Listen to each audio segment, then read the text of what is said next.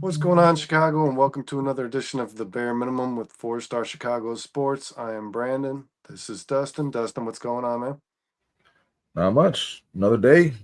Bears are in full swing. Going to be Yes, an sir. exciting off Another day. season. Another day of training camp officially, guys. So we're going to dive a little bit into that to give you some takeaways so far. I know there's not a whole lot to talk about, but there's some definitely There's so good much to talk pressers, about, some good Brandon. material, good pressers out there for sure, and So then much. some injuries that we're concerned about. And we're going to also talk about a couple of things, guys, that we think could potentially end the Bears season on a bad note, excluding injuries. All that and more after this.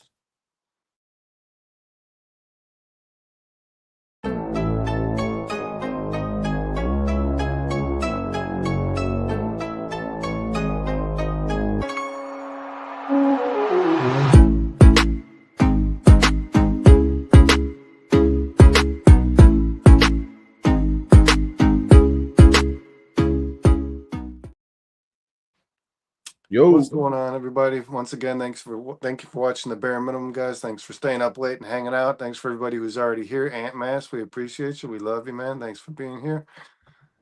Shout out to Ant Mass, man. there's Joe in the building as well. Everybody hit that like button if you have not already. We're going to get into a bunch of fun stuff tonight. And we'll just, talk our shit, figure it out as we go. If you guys got anything y'all want to talk about, throw it in the chat and we will discuss it.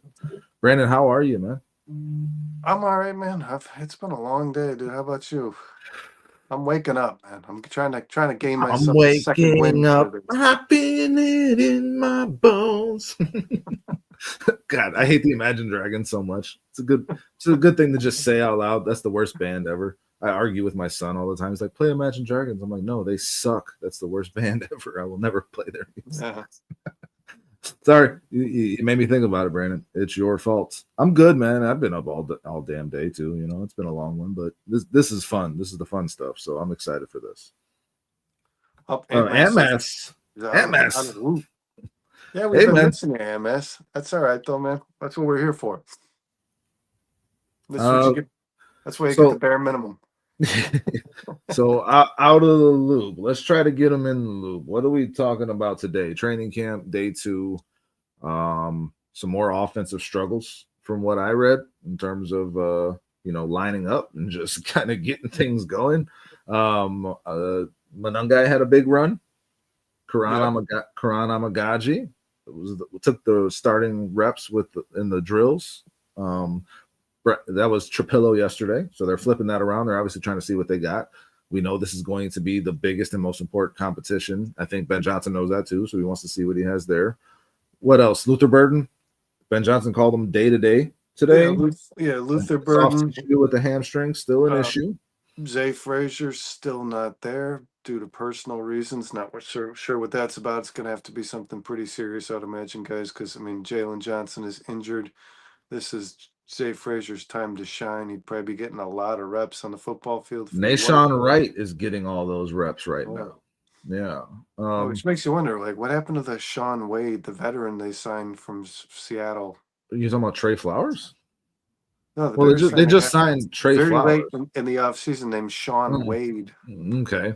And he's been in the league for some time, and I haven't heard his name once.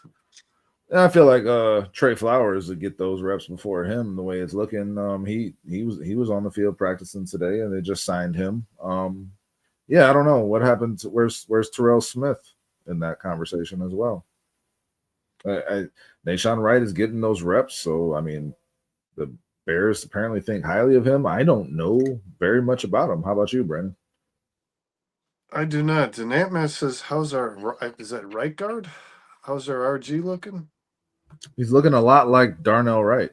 Very, very similar to our right tackle. Yeah, that video was hilarious that I sent today, man. Go check that out, man. Yeah, Brandon sent it. It was Darnell Wright and Jonah Jackson walking out at the same time. Someone posted, "Hey, it's Darnell Wright and Darnell left," and then I responded, "The two look almost. It's so strange." I responded, "Hopefully, it's not Darnell Wright and Darnell wrong." These two guys look What up, John? Eerily similar to one another, man. It's very strange. Foster in the building. What up? How is our Caleb looking? Listen, we're going to get into it. We're going to talk about Caleb. We're going to talk about the 5 things that could derail this season. We got a lot to get into.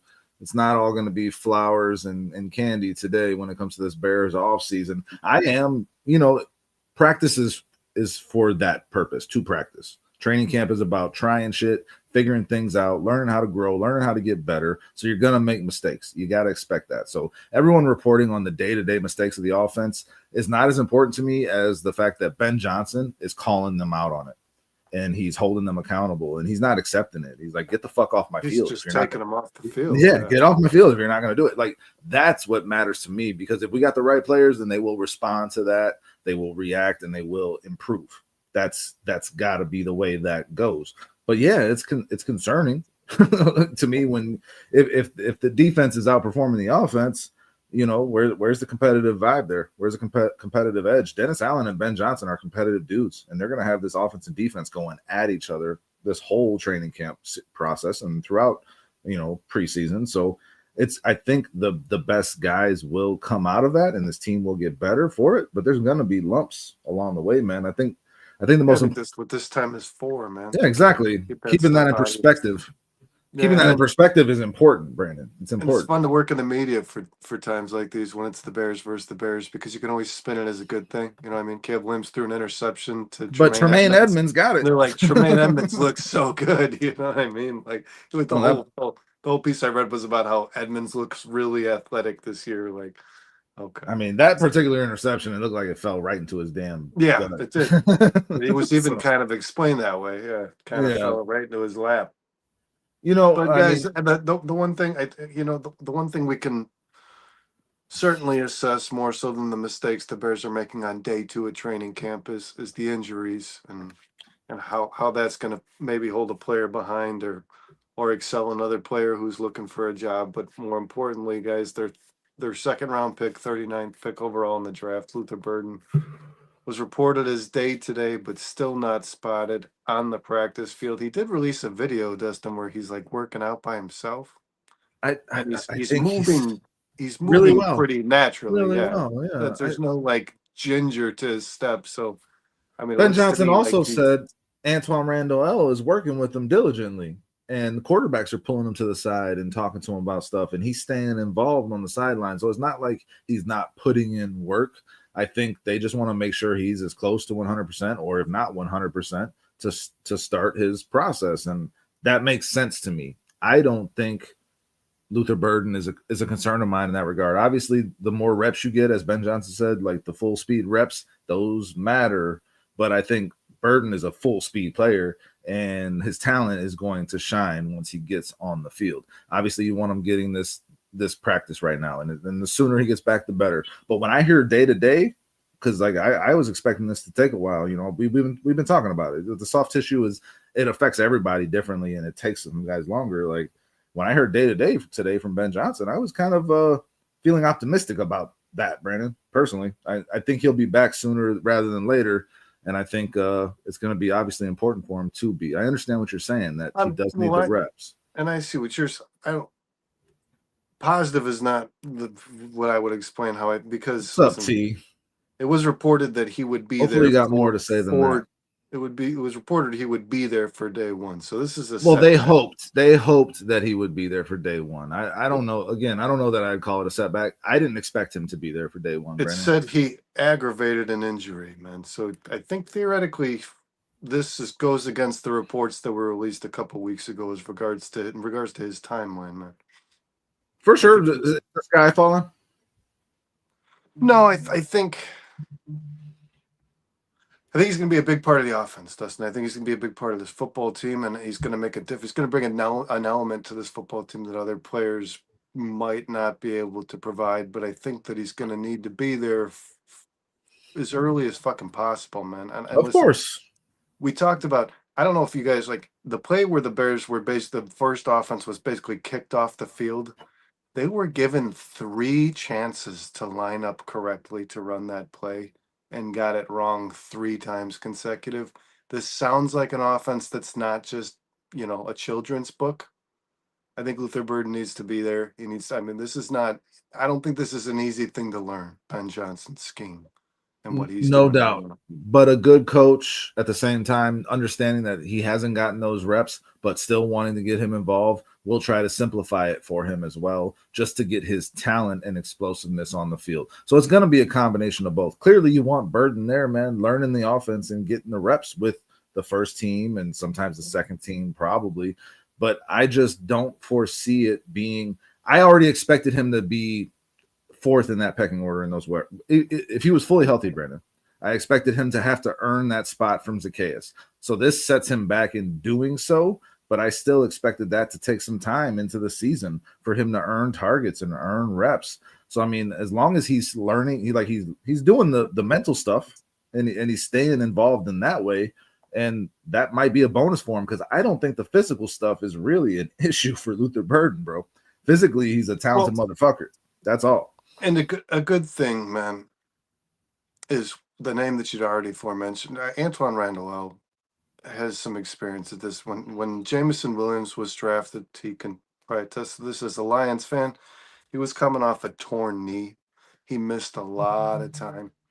And Randall did a lot in getting him into football shape, getting him back on the field, and getting him prepared to play in the NFL. And not, like we all saw, guys, he just had a 58 reception, 1,000 yard season. So I mean, I know that I agree with you, Dustin. I know that the Bears coaching staff has experience in doing this, and I know that they're going to do what they need to do to make sure that Luther Burden's ready. Now, I will say this: I also think that they're going to err on the side of caution.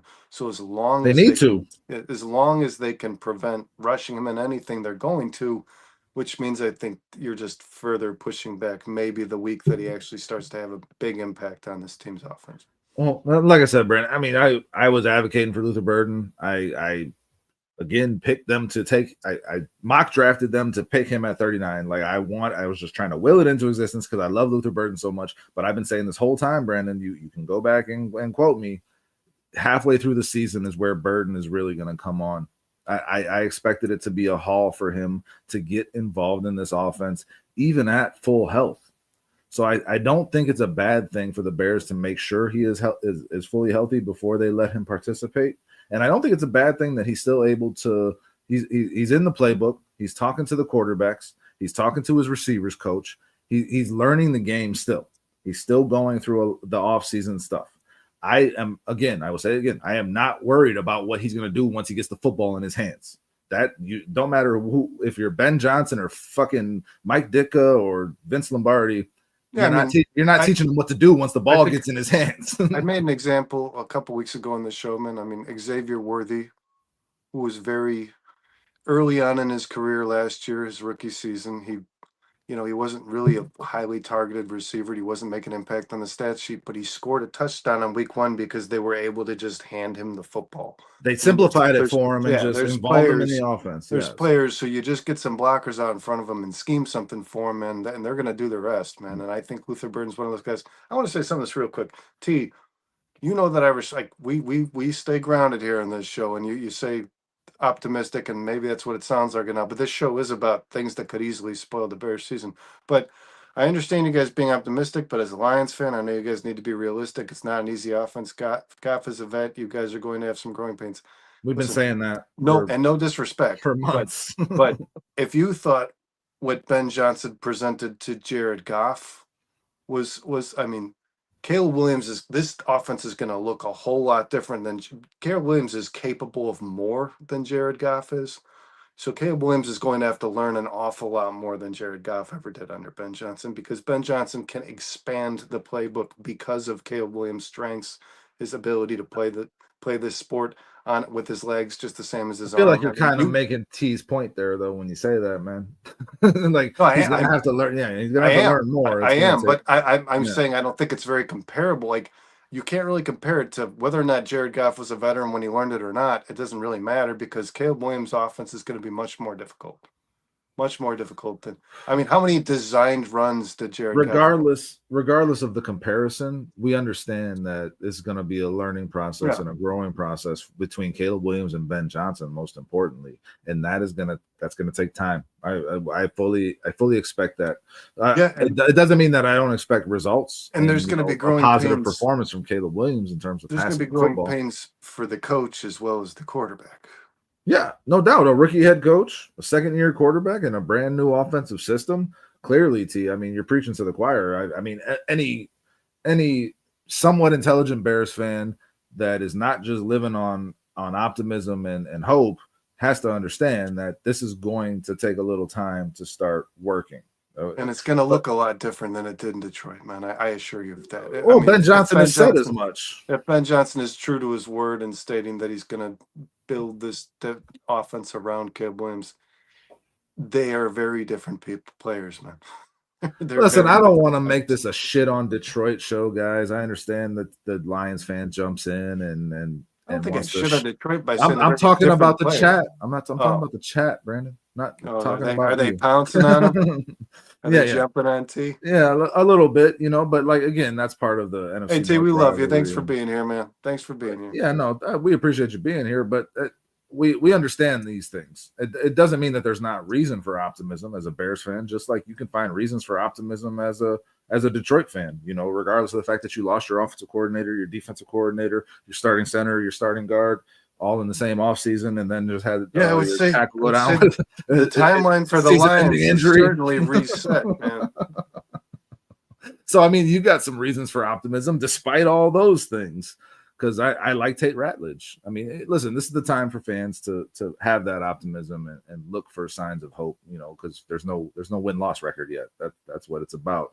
But again, fully understanding that this is going to take some time. And that's kind of what we're talking about. And you were talking about the injury with Luther Burden, Brandon. I think we're both kind of in the same place where we understand his physical abilities. And as long as he's mentally involved and this thing actually is day-to-day, like Ben Johnson said, then I don't think there's a lot to worry about. I think some Bears fans are making more of it than it needs to be. Now, if 2 weeks from now he's still day to day, now I'm gonna be a little more concerned, no doubt, Brandon. So, but the Braxton Jones injury, he's ramping up. They called it. He took first team reps on the installments today and yesterday, I believe, but did not participate in the drills where you're actually going against, we're actually live action. So. Braxton Jones is still getting reps as well at that left tackle spot in some capacity, while Trapillo and Karan these first 2 days have alternated that starting left tackle spot in live drills. So, I mean, again, what are your thoughts on that? In my mind, like clearly they're trying to see all three of these guys as much as possible to be able to make their decision and get as much information as possible. Yeah, there's no doubt that the door is open here for just about anyone, Dustin. They've reported this. A lot of Bears insiders have said this as well. It's A versus B versus C. I mean, there is no two guys who are clearly ahead of anybody else. There's no one guy who's got a foot ahead in this race, man. They're going to absolutely let these three. I mean, they're going to treat this position as if Braxton Jones was never the starter prior to this year. They're going to let whoever plays the best football leading up to this season be the starting left tackle for the Chicago Bears. And like you've said time and time again, man, I think that's going to get you the best product on the field, man. There's no doubt about it, right? Yeah, it's going to get you the best possible option of the three. Again, whether or not that is good enough. They've stressed that's a different story. We talked about this, Dustin, and Dennis Allen said it, and I believe what I'm about to say, man. Dennis Allen said we want to see who the best 11 are. We want to see the best 11 on the field. I don't think that the last coaching staff would have even said that, because you're implying when you say that there are guys who are clearly not the best 11 players on your roster, right, man? I don't think the last Bears coaching staff would have brought themselves to be honest enough to possibly insult somebody, man. So I know this. Whatever 5 guys are out there in front of Caleb Williams, man, are the 5 guys that Ben Johnson truthfully believes are going to keep Caleb Williams upright. And that's, we want to talk about comparisons to Detroit, man. Ben Johnson knew what a good line looked like, and he knew how important it was to keep your quarterback in pass protection, to keep your quarterback protected and give him the time he needs to throw the ball. So I have no doubt in my mind, and I'm sure you don't either, Dustin. Ben Johnson is the guy, is just another quality that he has based on the experience he's got in the NFL. He's a guy who's going to know which 5 players need to be on the field. Yeah, man. And speaking of Dennis Allen, he's another competitor, and he's got this defense, working their asses off, and they're going to be They're fighting against. talking a little trash. Yeah, they're going to be fighting. They're going to be Dennis Allen and Ben Johnson are going to be going at it, and the offense and the Grady defense are Jarrett going to was be going talking at it. some trash to Caleb Williams. He said Yeah. he's trying to big brother him. Listen, you got to do up downs, 40 up downs to be a part of this defense. They just brought in a new guy. What's the new guy's name, man? The cornerback. Yeah. Sean something. I don't know. I'm trying to. Alex Cook. Alex Cook just came in the camp. He came in late. All the defense did their up downs, and this guy, to be initiated into the defense, you got to do your 40 up downs while everybody else watches, and now you can actually participate and be a part of this defense. It might seem like trivial or like childish, but I think these guys love that shit. Like that in high school football, that's what you do, And Kevin Byard said as much. Like it kind of takes him back a little bit. Like all these guys knowing that they're all held accountable to the same thing, and that they are going to be held to that standard, and you're going to have to earn it. That makes a huge difference. It just does. There's no acronyms. There's no, fake bullshit. It's just legit. Like go up, down 40 times, and now you can actually practice. And like, I like that personally. It may seem like, brute and ridiculous, but that's what football is. And I love that about Dennis Allen. And I love that the defense is buying into it. These guys love it. And I am excited for that competition that we're talking about, whether it's at the left tackle spot or whether it's at the linebackers, the third linebacker spot, or whether it's at defensive tackle, whatever. Like the best guy is going to get it, and they will have worked their ass off to earn it. That is the theme. Every player, Grady Jarrett gets up there and talks about it. Everybody gets up there at a podium and they talk about that. This is the standard, and these are the things that we have to do to earn it. Don't get complacent. Put yourself through hell, and it's going to be worth it. And it goes beyond that, man. And this Bears staff is clearly well prepared, Dustin. Yes, he did. That was hilarious. I was laughing at that. But Dennis Allen was even talking about the importance of cross-training players because he said, let's be honest, you have 53 men on a roster. You're probably going to have 22 on the defensive side of the football. I'm cross-training guys because I need to know who's the best, but who's the best at what behind them. Because let's say you suffer an injury at a position, man. Dennis Allen's going to have to know who's next in line. Who should be playing the position behind that guy. So now he's got everybody moving around and playing different positions and changing roles. And he's thinking way ahead, man. This coaching staff is worlds different from what we saw last year, Dustin. Yeah. And I'm sure, as much as you hate to admit it, T, you know how good Ben Johnson is. He says we have no depth. He says we have no depth, Brandon. But isn't what we're talking about kind of, you just said, that's kind of how you establish your depth through this competition. And I'm talking about this coaching staff is already better than Dan Campbell's. It just is. I'm not going there yet. Dan Campbell has found success so far in the NFL, despite the fact that a lot of people didn't think he would. Who's their defensive coordinator, Dustin? Your mom. Yeah, I'm not too impressed. Connor checking in. What's up? Listen, all I know is Dan Campbell is their head coach, and he's a damn good one. I want to see if Ben Johnson can get on his level, and we'll see. We're gonna find out pretty soon. But I think we have more depth than you're giving us credit for, T. We'll see though. Like, again, these competitions are going to decide, these starters, and then the depth behind them will be better because of that competition as well. I think that's the ultimate goal behind all this. Uh-oh. Connor caught a whiff of tea. Here we go. Always love it when Connor joins us. Thanks, Connor. Hit that like button. I showed your comment, so hit the like button.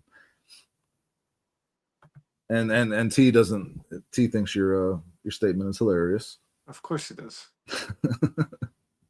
Listen, man, training camp is just getting started. There's going to be more things that come out. This is going to be a process. Hopefully Luther Burden gets back soon. I think that's the biggest thing that we're all waiting for. But the way these guys, compete and participate is going to be interesting to watch, man, throughout. And It is worth noting, man. Like I said, this is a tough offense to learn, but I mean, Ben Johnson gave these guys 3 chances to literally line up correctly and call the correct play, and they couldn't do it. So, I mean, that needs to start getting itself worked out. And I know the Ben Johnson Well, kicking these that's guys off the field is the start of that yeah, process. man. But Well, that we need that's what in we like need to get in into like because these are three the things. days, we need to not be reading that. I don't know if we're going to, but I mean, again, like when we're talking about these 5 things that could derail the Bears season, I think that's what we're really going to be getting into. And I don't know if like Connor knows. My mom was married to a black man for many years. I don't know if Connor like knows me or something. I thought Connor was I He's thought talking about Connor your was mom or my mom. I think he was addressing T. Oh yeah, I don't know. I was the one that said your mom. I don't know. My mom was married to a black man, so I mean, I don't know. T made the you got depth. me on the technicality. T made the depth comment, so I thought that was Okay. I thought that's what that was about. I mean, it is what it is. Can't argue. Yeah, Dustin, and we did read. I don't know if you guys remember, but I think we have more depth than you're giving us credit for, T. I think we have more. I mean, where are you talking about this depth? Are you talking about this depth in the secondary? Are you talking about this depth at the wide receiver position? Are you talking about the depth at running back? I can agree with you there a little bit. Depth at quarterback, yeah, I'm concerned behind Caleb Williams, 100%. Offensive line, I think there's more depth than people want to give it credit for. I think Trapillo is going to establish himself as a solid player early on. Karan, I am not writing him off yet. We have way more depth than we had last year. If you're going to come, as a Bears fan, I'm comparing this team to last year's Bears team because I want to see progress. I'm not comparing them to your team. I'm just not, because we're not on that level yet. I want to get to that level, and I think the Bears have taken steps to start working towards that. If you're talking about the depth now versus the depth back then, not even fucking close. I think Luke Newman is a much better option as a backup guard. I personally think that if Ryan Bates is there as a backup guard, that's a lot better option than him being your starter. I think that guys that were starters last year are depth this year. That makes a big difference. Linebacker, little weak. So yeah, every team has weaknesses. I'm sure there's spots where you wish the Lions had more depth. I would imagine there is, if you're really being analytical and looking at your team logically. Yes. Sorry, that was a low blow to you. Real Bears fan. Connor's calling out the real Bears fan. So I mean, the entire team, I just kind of ran through it, man. And again, I think these things remain to be seen because we haven't seen these guys coached by this coaching staff. We haven't seen the results that that's going to provide. And I mean, I think you're familiar with some of those results because you've seen how that offense has performed with Ben Johnson. And I think that's going to transfer over here to Chicago. I mean, naturally, with Ben Johnson now being our head coach. So we'll see how it goes. You better believe, man. I mean, this is not something we're ever going to be able. I mean, I'm not going to be able to, walk behind Ben Johnson day by day with a camera. But I mean, like, this guy has definitely retained some things from Dan Campbell. I mean, there's no doubt about it. Ben Johnson's coaching style is already, if you ask me, slightly reflective of Dan Campbell. I mean, if he's throwing people off the field for not lining up right, this sounds like the kind of guy that's running a Dan Campbell style of football team, man.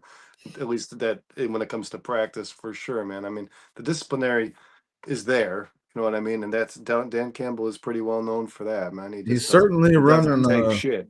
Yeah, he's certainly running an FAFO type of practices where it's like, fuck around, find out. I'm not going to deal with it. I'm not going to accept mediocrity. I am not going to accept mental lapses.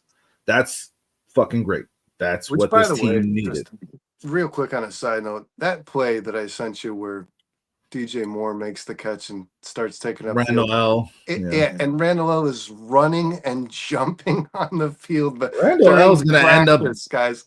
He's going to end up with a soft tissue injury before the season starts if you don't chill a little bit. Like, listen, I love Randall L, and you're going to, like we've been saying, man, that's going to be the highlight of the Bears sideline.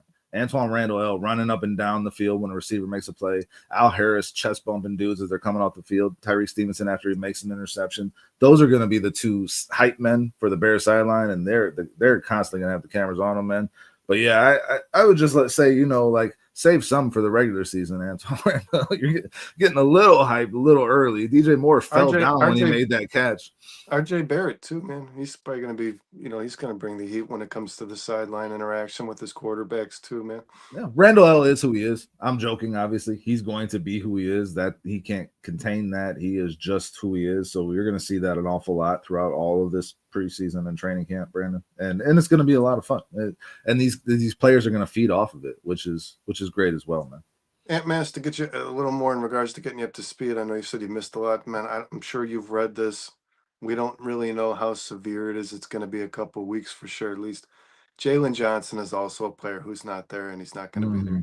He's injured. His injury sounds like it is a little more severe than what I had initially Poll read said a about few it. weeks. Poll said a few weeks. So I mean, listen, I'm not concerned about Jalen Johnson. And I just want to clear this up. Not There's been some reports. I want to make sure that, as far as I know, guys, the correlation between the injury and the contract thing needs to go away. People, I'm starting to notice the mainstream media is doing this a little bit. I don't know if Dustin, I was reading about Jalen Johnson's injury report, and it the said timing of him doing the Rich Eisen it interview. came out. Oh, the injury was reported immediately. Is he holding out? Is this like a passive holdout? Yeah. No, I mean, I don't know. Listen, if it is, so be it. I don't care. Get the deal done. I don't think Jalen Johnson would sugarcoat it. I think he'd just come out and say it. And I don't think he'd be like, I'm hurt, I can't come. I think he'd be like, I want more money. Like, I don't think Jalen Johnson does not come off as a guy to me that's not just going to speak it out. Connor, that's what your mom said. You bastard. Oh, I'm gonna be sweating, so it's gonna get shinier, and your mom likes it that way. So. Oh boy, you don't know what you started here, Connor. All right, yeah, I don't know how much attention I can give to those comments from Connor because we got to get into some serious shit here. I think we've talked about training camp enough, right? I think we really got to dive into these 5 things that we believe could and will derail the Bears season if they go a certain way versus going that other way. It's been a lot of, I mean, then T's talking about it, where the Bears are hyped right now, and the Bears being hyped in an offseason historically has not been good for us, Brandon. It's been an issue. It's led to problems and dashed expectations. And I kind of don't want to be so optimistic in this regard and on this show because I think we really got to be realistic about the 5 things that need to go right for the Bears to have that success. I think we really got to focus on that. And if those things go wrong, where is that going to put the Bears? And I think it ultimately spells disaster for them, Brandon. Oh, thanks for watching, T. Thanks for tuning in for a little bit, man. Make sure you catch up on the rest tomorrow, Appreciate you, brother. Yeah, thanks for hanging out. It's been a while, man. Come back. Yeah. Thanks for checking in. And I think when you talk about things that might derail this Bears season, there are things that are so possible that it really makes you question how perfect do things have to go if the Bears were to show some sort of like playoff type success in this season. I mean, things would have to go pretty remarkably well, man, because there are when we put this list together, we were talking about the fact that like some of these things are so possible, like even more likely than not. So yeah, I think it's definitely worth bringing up, man, about especially the relationship, like we had already stated this earlier in this show, Dustin, between Ben Johnson and Caleb Williams, but then those two individually as well could play a major factor in this season. Well, that's why that's number 1 and number 2 on this list, Brandon. Yeah, right? Let's start with what do we have? What do we have at 5? Man, I don't even remember. No, I think we started number 1. I think we started the number most 1. Plausible. Yeah. Well, the most crucial thing that if it goes wrong, it definitely spells disaster for this 2025 Chicago Bears season. And for the future, really. Yeah, and that's Caleb Williams, underperforming this season. That's Caleb Williams. He laid out in his press conference his goal, and him and Ben Johnson, I'm certain, discussed it. 4,000 yards, be that first Bears pass for 4,000 yards and complete 70% of his passes. Those are lofty goals, I think. And, whether or not he hits those, doesn't really determine success, I don't think. But if he has a failure of a season, if he regresses, Brandon, if he does not improve with the improvements that this team has made, that's the ultimate disaster of this season. Period. End of story to me. Yeah, and one report that I read, Dustin, today, and we're talking about 2 days, man. So I don't take this stuff for I don't take it for a grain of salt, but he's struggling with his deep ball. I read that today. Caleb struggles with deep ball in training camp. I mean, this was struggle with the deep ball all last season. This was one of the things we watched last year that none of us, even us biggest Caleb fans, even the guy who were big advocates for him being the quarterback of this football team, want him to be drafted. Guys, we tell it like it is, me and Dustin. We're not always going to defend the players we like. His deep ball was very lackluster last season. Could not season. complete 50% of them. And yeah, I it was thought he bad. played far too safe. I thought the reason that he only had 6 interceptions is because he wasn't willing to allow a wide receiver to take a chance on a ball. I don't like that we're reading that already. And so, yes, Dustin, the idea that Caleb Williams does not progress and move forward with the rest of this offense as Ben Johnson develops it is frightening. It's the most terrifying, guys. The feeling that this gives me when I think about it. We've been here so many times, but the idea that Caleb Williams might not be your elite franchise quarterback that you want him to be is a real possibility, and it is something that would not only derail this season, Dustin, but probably this entire tenure, right? All these guys, the alignment that is Ben Johnson and Ryan It Poles. hinges on Caleb Williams' success. And another thing that Caleb Williams had a major issue with last year that we need to see fixed is he holds the ball too long. That was his biggest issue coming out of college, and that leads to unnecessary sacks, and that leads to unnecessary mistakes and missed timing in terms of your receiver routes and where that guy's supposed to be when you let that ball go. That leads to turnovers. But I mean, his fumbles last year were as a result of sacks. So he did a solid job of mitigating the turnovers last year. He was pretty damn good in that regard. So I don't know if that's throw the ball away. He got stripped. He got stripped a few times for just holding that ball. Yeah. But I mean, the turnovers were not really an issue. But yes, the holding on to the ball, but not working within the timing of the offense. That is another huge thing that you need to be looking for in this training camp from Caleb Williams and in these preseason games. Like, is he getting the timing down? Is he working within the structure of Ben Johnson's offense, Brandon? And when I hear things, I'll say this, when I hear things from training camp, like when I hear the offense couldn't get aligned multiple times in a row and Ben Johnson kicked the first team offense off the field, that my mind goes straight to that is on Caleb. It is the quarterback's job to get them in and out of the huddle and make sure they're lined up right. And that's the quarterback's job to me. And the quarterback needs to take charge of that. And Ben Johnson was even in that huddle. He was in the huddle with the first unit, man. I mean, that's not good. But yeah, Dustin. And then another thing, man, when it comes to taking sacks, we talked about that. And I feel like every time you say that, man, the quarterback's taking sacks. The first thing that somebody thinks about in regards to the negative connotations that it has on your football team is like, oh, it's a loss of yards. It's Caleb's health on the line. Every time this guy holds the ball longer than he needs to, man, we can blame the offensive line for 68 sacks all we want.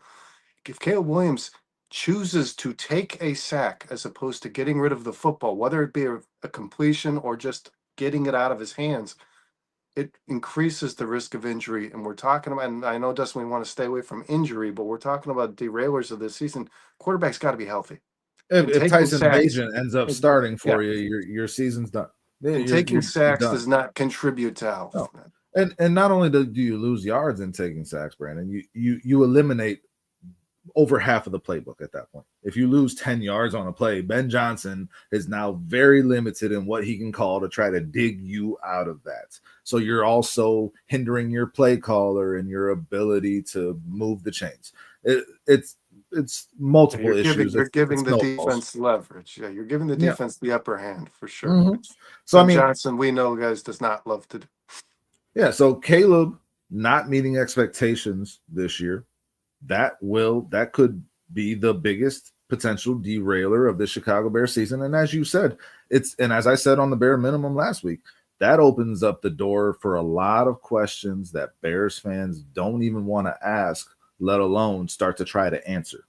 that really does. If Caleb has a bust season this year, if he has a disappointing season where he throws for 3,200 yards, his interception total doubles, and his touchdowns stay the same, and this offense does not score touchdowns like it did last year, can you imagine what is our record going to be? There's no way we have a winning record in that case. And now we have major questions about the one guy that we made excuses for all last season. And I know that T's going to be in the chat with a whole lot of laughing emojis. I'm sure. Yeah, I mean, it's every Bears nightmare, every Bears fan's nightmare. And I know Connor's going to be talking about BBC because he seems to have an obsession over it. Jesus Christ. That's in his nightmares. Razzle's here for this one. Razzle, we're glad to see you. We were hoping you'd show up for this show because the Kool-Aid is gone, my man. We're drinking straight water tonight. Listen, the schedule is daunting, Foster. Yes, the schedule, the second hardest schedule in the NFL. It looks like the hardest to me when I'm looking at it.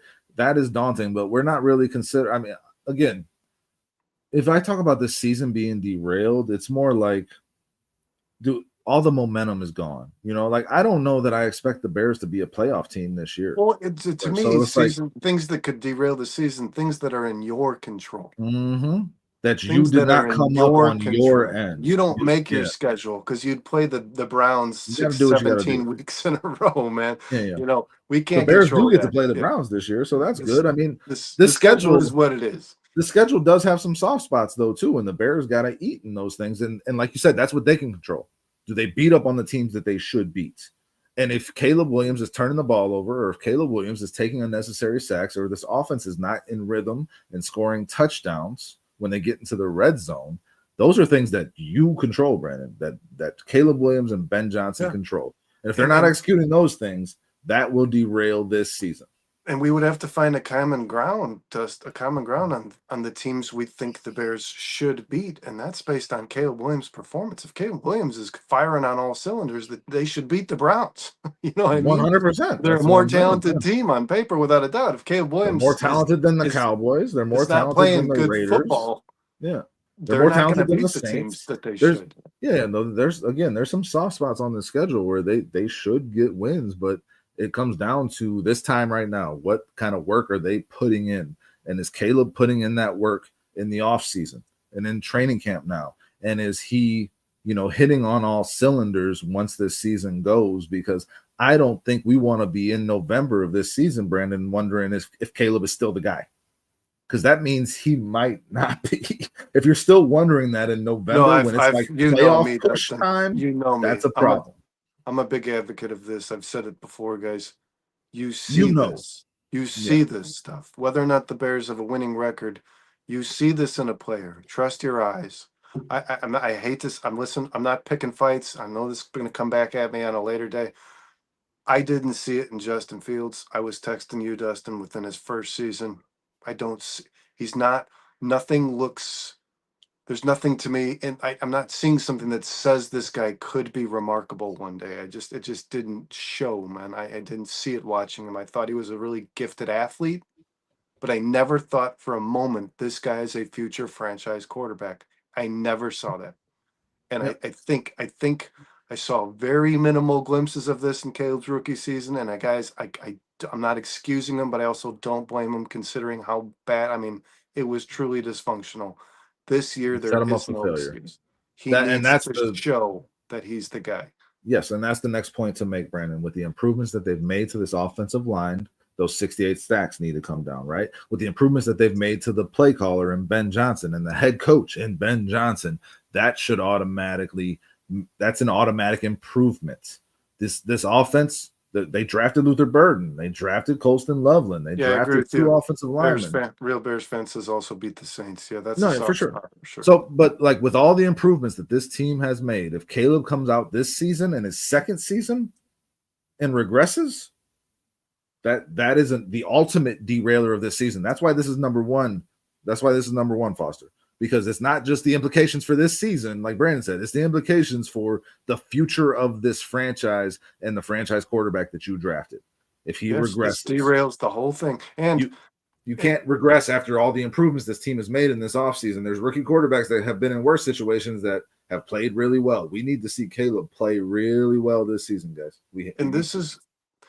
This is why the quarterback is the most important player in sports, all of major sports, for this reason, Dustin. You can load a team with talent, but if the guy whose job it is to get them the ball can't do it, it doesn't fucking matter, man. You know what I mean? And I do believe that they're putting in the right structure for Caleb, just like Kevin O'Connell did for a player like Sam Darnold. You know what I mean? I think that Caleb's got good mentorship here in Ben Johnson. I believe, and Dustin does as well, guys. We believe that Caleb's going to get his head wrapped around this, and he's going to still be the player we thought he was going to be when we were drafted. There's no implication here that he's going to be bad. That is the worst case scenario, and that is the thing that really fucks this whole season up, man. Again, this exercise is about entertaining the things that could go wrong, that will make for a bad season for the Chicago Bears. It's not saying that these are the things that are going to happen or that we expect to happen, but if they go this way, that means things went bad. So, and again, I just think it's a good way to look at your football team going into an NFL season to where you're actually, and we didn't do enough of this last season. Let's say that too, Sure. Brandon. We Yes. didn't analytically look at this team and say like, What could go wrong? where are the weak spots that could end up causing a 5-12 season? And we were all kicked in the nuts, you know, but with our expectations versus what the reality actually was. That reality kicked us in the nuts. No doubt. So I mean, there's no question about it. And Bears fans are aware of this because you know this. I mean, we've watched this time and time again. When your quarterback's not good, your football team's not very good. It's just the reality of. I mean, we always use the term game manager when we watched Kyle Orton lead us to a playoffs. I mean, you want a good quarterback who you think has the potential to take your team to a Super Bowl and win it. If Caleb doesn't show signs of that this season, the Bears are in big fucking trouble. I expect Caleb to have a good season, to have a damn good season. But all I'm saying is if he does not, there aren't those excuses from last year do not exist. Yeah. And we got some major problems. I'm with you, real Bears fan, which is just another contributing factor to Caleb's success. I love the starters on the O line as well. Me and Dustin have done a lot of shows about this. We think they're good. Well, he says there's still not enough depth on the O line. Honestly, let's just be clear. 1 through 5, the offensive line is not on this list. Me and Brandon are fans of the depth more so than other people, and we're all big fans of the starters. The amount that this offensive line has been improved is unbelievable for one offseason. And I'm not going to rank a unit based on its depth, man. The starting 5 are the starting 5. Like we said in the start of this segment, we're excluding injury here. So let's just say the starting 5 are the guys you have all season. They were just called the best unit on this football team by ESPN's roster rankings. And called the most improved unit in all of football by Bleacher Report, Gary Davenport. Yeah. And Bill Murray is still a good depth piece. Thank you for throwing that in there, Vizzo. So on to the second thing, man. No, well, Dustin, I think this would be a good time to include what else you wanted to talk about, what you were watching when I popped in here in the studio, and I think that's worth mentioning in regards to what happens with Caleb this season. I don't know if we wanted to do a separate segment about it, but I think it's worth talking about when I'm seeing Caleb Williams throughout this offseason living his best life. I'm like, dude, good for you. That's fucking awesome. You're having a blast. You're getting to go to Europe. You're at concerts chanting FGB. You're pulling up to a random, driving range and taking the club out of the kid's hand and knocking the ball and just you're at a club with like 5 women. Yeah, man, pulling up, making sure you didn't lose your wallet in the back seat. And Caleb has been out there in a very public way this offseason. And again, good for him. But I just got to point out that if this season doesn't go well, he has opened himself up to all kinds of criticism because of that. And we will look back on this offseason as we should have seen a bunch of red flags that we refuse to acknowledge as Bears fans. Because I don't see any other second-year quarterbacks. Caleb fans. Yeah, I don't see any other second-year quarterbacks out there the way Caleb has been this offseason. I don't. You're not seeing. You're absolutely right, man. You're not seeing Jayden Daniels. You're not seeing Bo Nix. You're not seeing them. All the things that you just listed. I haven't seen a single thing like that, man. Not a single thing with these other guys. Listen, I'm not saying that a quarterback. This is a new generation. I'm old school. I'm not saying that these new quarterbacks can't go out and focus on other things besides football and still be really good at football. Caleb's obviously a very talented motherfucker, man. But I've come up seeing quarterbacks that live, breathe, eat, die football. That is their focus. Their focus is football, football, football. That's what Tom Brady did. That's what Joe Montana did. That's what Peyton Manning did. Name your favorite quarterback from your childhood or the last 15, 20 years. And that's what they do. Caleb Williams has opened himself up to the questioning of whether or not he is willing or wants to do that. And if his play, he's also said he wants to be the best quarterback in football, one of the best quarterbacks of all time. But like the actions that we've seen of guys that have become that versus the actions of Caleb Williams in his first real full offseason, those two things don't line up, Brandon. They just don't. And it's not a knock against Caleb. It's just what I know. I've never seen this from a second-year quarterback be that out there, that in the public about how much they were doing in the offseason that was not football related. It's somewhat concerning, isn't it? To me, it is. But maybe it's just my old school mentality. But we've seen that this works, Brandon. We've Well, and seen that it works when you just hit the books and you're focused on football 100%, and that's your number one thing, and number two really isn't even in existence. yeah, I That's what it talked takes about to be this. great Talked at the about this in quarterback position. regards to sports in general, Dustin. The guys who are the best are the guys who do it the most. There's no doubt about it. The guys who are the best. You look back at all the sports that you guys watch and love, and all the players that dominated it. They were the guys who did it the most. And when I say the most, I mean in regards to time. They spent the most time dedicated to the sport. Mm-hmm. That's what made them. Michael Jordan shot 1,000 free throws a day, man. I mean, that's comparable to none.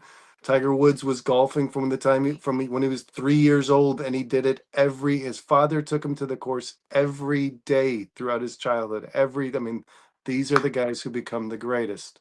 I'm not Yeah. even talking about guys who do it okay or do it well enough.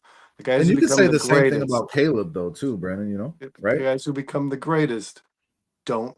It's not just a job, and it's not just something they want to be good at. It's something they love and they obsess over. It's an obsession.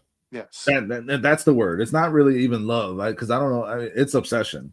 Yeah. But Caleb, you could say the same thing. Like his dad was waking him up at 4:30 in the morning to train to be the best quarterback that he could possibly be, and then having him training. Like Caleb has worked, and I'm not wanting to suggest that Caleb is not working hard. I don't know what he's doing. All I know is what I see, though, and that doesn't line up with what I have seen from other quarterbacks that turn into the truly great, like Hall of Fame dudes that Caleb says he wants to be, and that we all want Caleb to be. Yeah. Those two things don't line up. And Theo Riddick said, it was earlier this week, I want to see Caleb Williams be obsessive over progression. Mm-hmm. Obsessive, which means to me that Theo Riddick is kind of implying in a way that he doesn't believe he's seen that yet. He said, Mhm. I want to see him be obsessive. So, Because he has the talent. And then, I mean, Samuel says right here, that's what we saw from Justin Fields. We always saw him working hard off and on the field, right? Like that's what you saw. But it takes a combination of a really special talent and that extreme obsessive dedication to get what we're talking about, which is what Caleb Williams says he wants to be. yeah, and real quick, in regards to Justin Fields, it also takes a willingness to know that you're not the best and you have room for growth. And that was somewhere somebody said that in the chat already. There's been reports after the fact, guys, that Justin Fields didn't really feel like he needed the consultation from better players or players who have done it before him. So I don't. That's a whole different conversation. But Yeah, I don't really want to get into that. no, More so what I'm saying. Listen, but that is the again, thing, Dustin. If Case Keenum thinks he has got something to say to Justin Fields, Case Keenum's been in this league for a long time. He's got a lot of experience. He knows what he's seeing on the side of the field. If he's got something to say to Caleb I Williams when think he Caleb walks back Williams to is the open to sideline, that. Yeah. yeah, I think I want Caleb to see Williams is him open to listening. that coaching. Caleb Yeah. Williams wants to be coached. I don't have questions about Caleb Williams' intelligence. I don't have questions about Caleb Williams' work ethic. Again, I'm not really questioning it. All I am saying is that if you don't see the results this season after the offseason that was very public for Caleb Williams, that he was living his best life. He was in Denmark, with his girlfriend out there, and he's focused on other business ventures that he has going. And again, good on him, man. This could be the new generation of quarterback, Brandon. We just haven't seen it yet. I am not saying that it's not possible, that he is so talented that he can multitask and focus on all these things and still be one of the best quarterbacks, if not the best quarterback in the NFL. I'm not saying it's not possible. I'm saying there's no template for it. That person does not exist yet in NFL history that I have seen. If you guys can think of one, let me know. I guess Joe Namath, but he wasn't really very good. He had a couple good years, but Broadway Joe, he partied. He lived his life. But the guys that become those dudes, you don't see them do this. So I'm not saying Caleb can't become that dude. I'm not saying he don't work hard. I'm saying that if he doesn't, everyone's going to point to these things as the reason why. And if he doesn't, you got a strong feeling that next off season will be a little different for Caleb Williams. I'd imagine we're going to be seeing a little less of those ventures next off Yeah. season if it doesn't go the way it needs to this year, man. And I will say also that like the NFL in the 70s is a little different than the NFL now. These dudes are just supreme athletes. Like the amount of focus that goes into your body, the amount of focus that goes into the mental aspect of it is just more than it was then. Guys aren't smoking cigarettes in the locker room no more. It's completely different eras. Like what I grew up seeing, I saw you didn't really see or hear from your quarterback unless he was doing like something for the kids, or he would appear on like a late night show and then he would go back to work. Like I don't know, man. It's different. Jim I'm McMahon not was saying probably it's one of the bad. guys who saw the most in the media, and Jim McMahon was not the best quarterback he could Yeah. be. I don't think. Listen, I just would be remiss if I didn't say it. It's something I've been thinking. And when you hear Ben Johnson, and listen, this could be from nothing, man, but it's just something I think about. When you hear Ben Johnson say that he saw Colston Loveland in the building more than anybody this offseason, my first thought is not like that's great for Colston Loveland, which it is. My first thought is, why the fuck is he not saying that about my quarterback? That's the leader of my team. That's the guy that you need the most connection with. That the development between Caleb Williams and Ben Johnson, that relationship is the most important thing for this team's success. Period. End of story. And so while Colston Loveland is the guy that's at Halas Hall more than anybody, according to Ben Johnson, Caleb Williams is in Europe. And it's just like, if it were me and I had a 12-loss season after being the shit throughout my entire career, and I came into the NFL and got my ass kicked for my first season, I would not go anywhere except to hit the books, hit the field, figure out how the fuck I'm going to get better. That's just the way I would approach it. Again, there's multiple ways to approach it. Not saying that it's wrong. I'm just saying that we will look back on this if he does not progress this season. I hope there's more to it than we see. I hope that Ben Johnson's annoyed of Caleb Williams when it comes to like the texting in regards to the playbook. You know what I mean? I hope he's that kind of player. Caleb says he's in his ear a lot. Like, yeah, he's texting me again about this playbook. You know what I mean? I hope it's that kind of relationship. I hope that Caleb's just more than eager to learn it and to have it down by week 1 and be the shit. Because that's Caleb Williams. We know that, guys. He wants to be the shit. Vizzo says it's the new social media. Samo says Caleb's deep ball accuracy still exists is concerning. Yes, we talked about that. We touched on that for sure. Yeah. And again, until he shows us otherwise, we don't know. And if he don't show us otherwise this season, I personally am going to look back at this offseason and say Caleb Williams fucked up. He did not put in the work that he needed to put in to be as great as he says he wants to be. If you just want to be an average NFL quarterback and get paid a lot of money, because these guys do, and that's okay. But if you're out here saying you want to be the best quarterback in Chicago Bears history, you want to be the best quarterback in NFL history, there's a lot of fucking work that goes into that. And there's guys before you that have worked their asses off to get to that point. Tom Brady worked harder than anybody to get to that point. So like if you're putting that expectation for yourself, you got a lot of work to do to get it, man. Samo says Caleb likes the spotlight too much, saw too many non-football activities, interviews included. Yeah, man, that's kind of what I'm saying. Like he should have, to me, it should have been all about the business of football this offseason. And it just didn't feel like it was a video you actually sent me, Dustin. It was a video with the quarterbacks from this collegiate class and from this draft class practicing around on the field, and it had a video of Cam Ward and Shedeur Sanders. Yeah. And Cam Ward is hyper focused. He's running drills, and Shedeur Sanders is basically just walking around talking shit and going for water again and again and again. And Cam Ward starts to give him grief. Man, you're going through. We run 5 plays. You're already going to the water cooler, man. I mean, it just makes. And then he's asking him if he wants to be on a rap song with him, and Cam Ward's like, I'm worried about football. That's what I'm worried about. Cam Ward, selected first overall, seen by all analysts and all scouts and all measures as an NFL ready guy because of the work ethic, no doubt. And then you've got Shedeur Sanders, who's just plummeting in the draft. I mean, it's because coaches and NFL GMs see this too. They see the work ethic. They see the traits. It matters. Manning, Tom Brady traits. Yeah. Because that's the precedent that's been set if you want to achieve that greatness. And Vizzo Joe asked right here, and this is because I want to make this point. He says, Dustin, what if he flourishes this year? Does that put the offseason activities theories to rest? Yes, 100%. Again, as I said, he would be could setting be the precedent. he could be a special dude that changes the way we look at these things, and he could establish himself as one of the best quarterbacks in the NFL, despite all of that and all of his other focuses. And maybe he is just that special of a dude. And I'll say this: Caleb Williams should not give a fuck what I think, and I know he doesn't. And good for him. That's good. He should not care what I think. Who the fuck am I to talk about Caleb Williams and what he's doing, what he's not doing? It's just something I think about as a fan, man. Like, and if you're in that position, it takes an awful lot of work to get to where you say you want to get to. But if he's able to pull it off, I will love him that much more for it, Bizzo.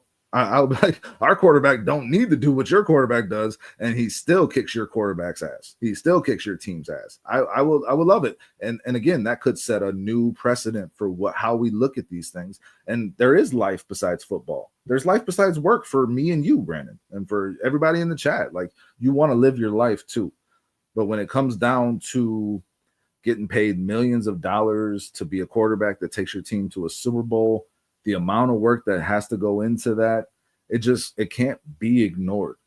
So if he pulls it off, Vizzo, yeah, it puts it all to rest. And I don't know that it's a theory. It's just a thought that I have because of what I have experienced as an NFL fan for my entire life. I've never seen this. I've never seen it work and be successful. That's what I'll say. But if he shows me it can be, then I'm with it. I'm with it. I think it's definitely worth talking about. Like you said, it is getting some publicity now. Yeah, no, I'm hearing just today. I'm hearing about it, and I was talking to you guys about it in the text today, and it's like I just don't stop thinking about that. Like I said, when Ben Johnson said that about Colson Loveland, my first thought immediately was he should be saying that about our quarterback. That's how I feel. That's how the hierarchy of the work goes on an NFL team. The quarterback needs to be the first guy there and the last guy to leave and be there more than anybody, because that is the leader of your team. That is the face of your franchise. That is the guy who your wins and losses will ultimately fall on. So, I mean, that's a lot of responsibility. That's just the way I look at it. Whether that's fair, the guy who's responsible for getting everybody else involved. Mm-hmm. So that's the guy responsible for making everybody else better too, Brandon. As I was saying, Colston Loveland can be there all day, but if Caleb Williams can't get him the ball, it ain't going to make much of a difference.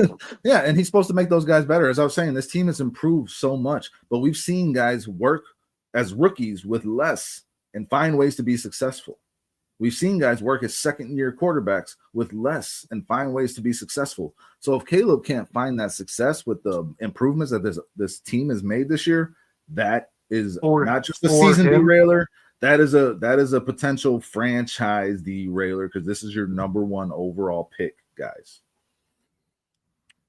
Yeah, I agree, man. And that's just another contributor to possible spoiler in regards to our quarterback not being the franchise, the potential elite franchise quarterback that we expect him to be, man. And there is no other expectation. This guy was drafted first overall. He was a generational talent, as it was said during the draft, man. I mean, this guy is supposed to be, and it's okay, guys, if Caleb Williams doesn't become Patrick Mahomes or Tom Brady. That's okay. No, it's not. No, it is. Not. Brandon, but he needs to be. He needs to be damn good. He needs to be damn good. No, I mean, when you're talking about the expectations we have for this guy and the expectations that the Chicago Bears had when they drafted him, I don't think it's okay that he doesn't become that. I don't think he shouldn't. He doesn't think it's okay. Best player ever. You don't think that he wants to be that? He has said it publicly that's what he wants. I think he does, but I think if back that up with your action. I guess what back I'm saying, that up with your play on the field. If you're like Aaron Rodgers or Lamar Jackson and you're not Tom Brady, that's okay. That's okay, man. I mean, the reality is too, it takes a team to run a dynasty. Caleb Williams can be the best quarterback in the world. He might not win 4 rings because it requires a lot. Is Kansas City a dynasty without Patrick Mahomes and the work that he puts in? No, absolutely not. Absolutely not. It all starts there. It starts and ends there. And Samo says here, there was also chatter last season about Caleb not being a first in the building, last out type of leader as a quarterback. I just want to make it as clear as possible, Brandon, to you more so than anybody. This is not me shitting on Caleb Williams. This is There he not is me not shitting on believing. Caleb Williams. No, I'm just kidding. This is not me not believing in Caleb Williams. These are just concerns that I have from an observational standpoint that, like, if the worst case scenario plays out, I am going to connect those two things. There will be a correlation there. And if it doesn't, then maybe I'll, as Vizzo said, that eliminates that kind of thought process. And I'll stop worrying about it. Like, Caleb is a different dude and he can make it work. Again, there's just no precedent for it. So it's hard for me to process it, comprehend it, and understand that you're telling me you want to be the best quarterback that's ever played the game, but the work that I'm seeing other guys do just from your rookie class versus the work you're doing, those two things aren't matching up. And Samuel pointed out earlier, and I wanted to point this out, Brandon. If watching Jayden Daniels become a phenomenon and as a rookie in his hometown didn't light the fire, then I don't know what will. That is a very cogent point. The very, spot on point in my mind. Yeah, and getting the best of Caleb in the worst way possible, man. I mean, God, if that doesn't, yeah, I think that lit a fire already. I think Caleb's got that one circled on his fucking schedule this year, man. But I could be wrong. Like you said, just Dustin, that's the point, right? You'd hope that Caleb Williams is thinking about nothing but playing that Washington team this year, man. But what he's been doing this offseason doesn't necessarily. Yeah, no, that game better be marked on his fucking calendar because he's got to outperform Jayden Daniels in that game. He's got to win that football game, and you need your quarterback to be that killer. You need that. Samo says, and Samo's bringing the heat, man. It's not okay with me when we had a GM who failed to do his due diligence. Not bringing the other top quarterbacks to Halas Hall for interviews and workouts was an egregious mistake. I mean, Caleb was the guy from the beginning. That was just what it was, and that was going to be what it was. And yeah, that needs to pay off. And if I'm Ryan Poles or Ben Johnson, especially Ryan Poles, because he's the one that drafted him, as Samuel points out, right? Like, I'm in Caleb's ear, like, dude, you need to be working your ass off. Like, you need to be in here leading this football team. They are. Yeah, they have to be. Like, legally, I don't think they can over the offseason, but they are. Good. And that's what it needs to be. But at the end of the day, Caleb did what he did. He's got other business. He's got his other business that he's focused on. He's got, he's walking in fashion show runways. Like, hey, man, that's awesome until your team is a 6-win team again. That's awesome. Recognize Samo? Samo is a name I have heard before. He has his own podcast, I believe. I mean, I think he's I don't know if he was on CSP as a guest a couple of times. Samuel, you let us know, man, but I recognize the name. I don't know if he's been in our chat for the bare minimum.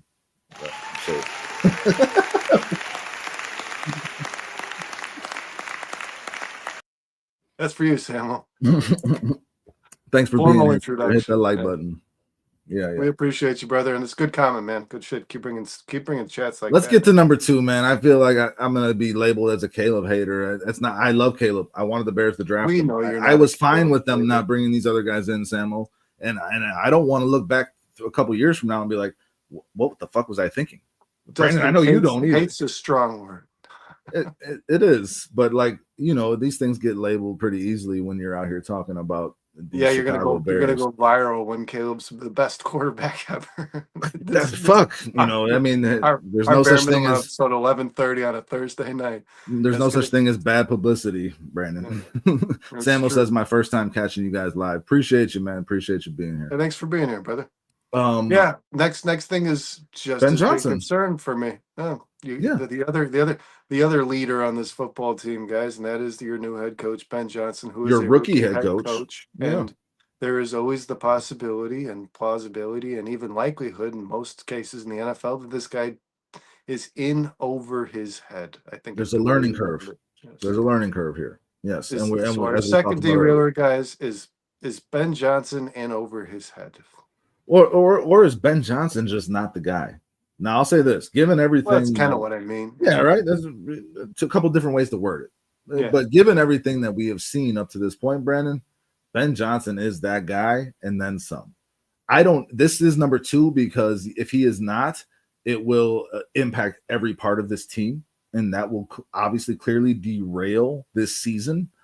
But I think the likelihood of this one is the lowest of all the ones on this list. I'll just say that. No, and I think we put it as high as we did because once again, if Ben Johnson's not the guy, the whole thing's over. The Yeah. whole fucking project's Mhm. over. The alignment Ryan, with Ryan Poles yeah, don't mean shit. Your no. continuity of a shitty head coach and a shitty GM is bad continuity. So And you don't Ryan need. Poles and Ben Johnson will no longer remain. And you got to think, Okay, Dustin, Samuel, what's up? I've seen you before. Yeah, if Ben, what's going on? Yeah. Oh no, with Matt. Okay, I've BCP as watched no well. Matt a few times. So if Ben Johnson fails as a head coach, guys, this isn't just the end of Ben Johnson and Ryan Poles. It probably means Caleb Williams didn't become the guy you need him to be, because it is on Ben Johnson to make this guy better. It is. We Yeah. know Caleb Williams is a talented player. We know he's gifted. We know that he's a smart guy. Well, it's 50-50 between Caleb and Ben Yeah. Johnson to make Caleb. But Caleb's That goes back to number one. failures will reflect over Ben Johnson for sure. And guys, think about, I mean, again, Let me say this real quick, Brandon. hold on. We've done this so many times. We were just, I mean, the dysfunction we just had here and Matt Eberflus and that nonsense, man. If this is that all over again, we're right back in the hole, man. Listen, the reason that I think the likelihood of Ben Johnson seems to be legit. He seems to be that dude. He's a no nonsense, Seems to be somebody I'd want to work for. No, yes, 100%. Like you'll know where you stand, you know what's expected of you, and you'll know if you're not hitting those expectations. That's all you can really ask for as a player, and you know that there's belief that you can be better. If Ben Johnson can't get it out of Caleb Williams, Ben Johnson will get another opportunity, and I think he should. And he's not going to beat around the bush with it. If he's doing the work and Caleb Williams is not executing, Ben Johnson will call that out as it is, and he will find another guy to do it. He will.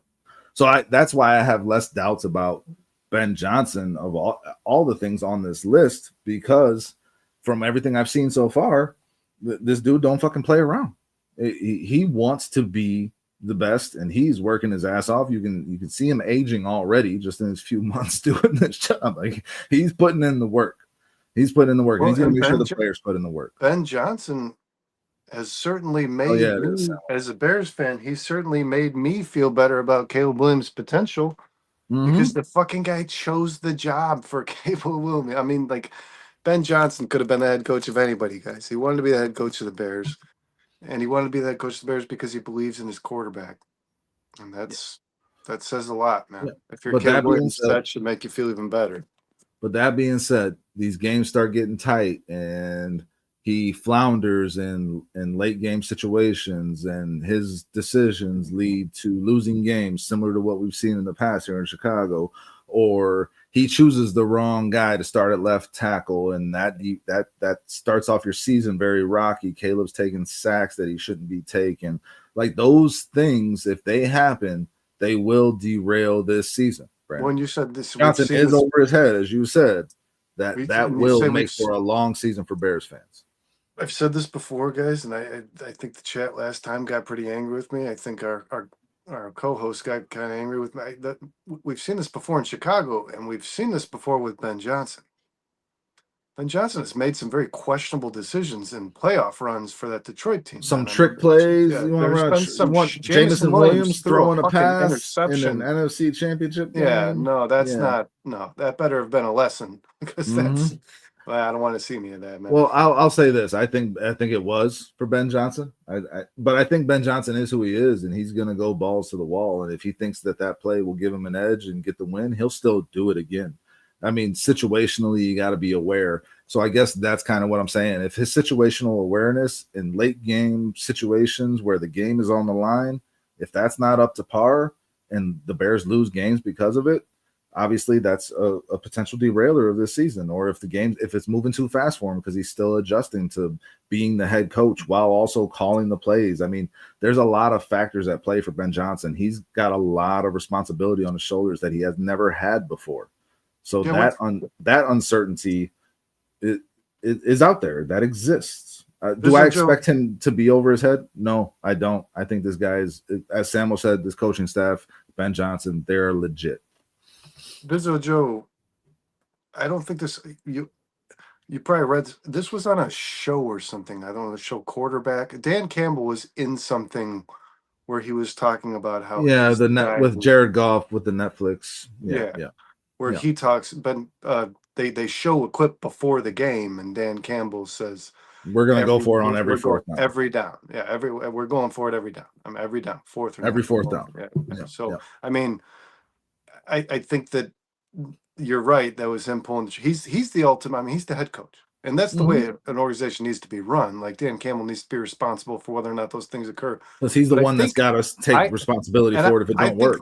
Yeah. I've heard this from a few fans now, though. I think this is being overplayed, like in favor of Ben. I think Ben Johnson was just as aggressive as Dan Campbell was.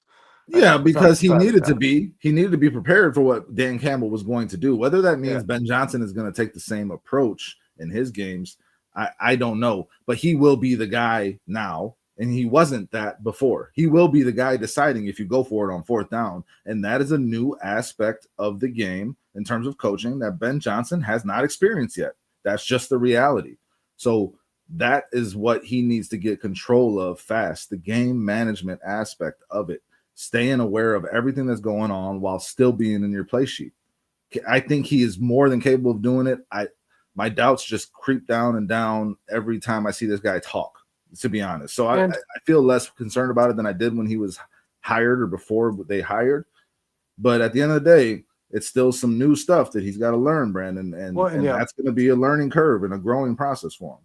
And we heard Ben Johnson say yesterday during his presser that he's brought in the staff that he's brought in. He's brought the guys that he's brought in who have a lot more experience than he does, even some a head coach, in order to lean on them and ask them questions and ask for advice when things like game management are troubling. And I actually read this yesterday, man, when I was watching Kyle and Sean's show. I put it in their chat.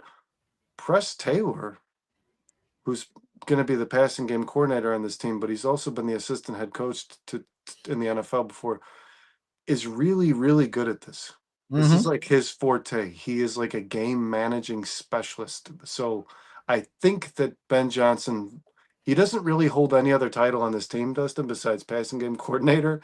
And he's really like, I don't even know a word to use, man. But he's kind of that guy that doesn't really coach any unit specifically. He's just here to kind of be like a voice.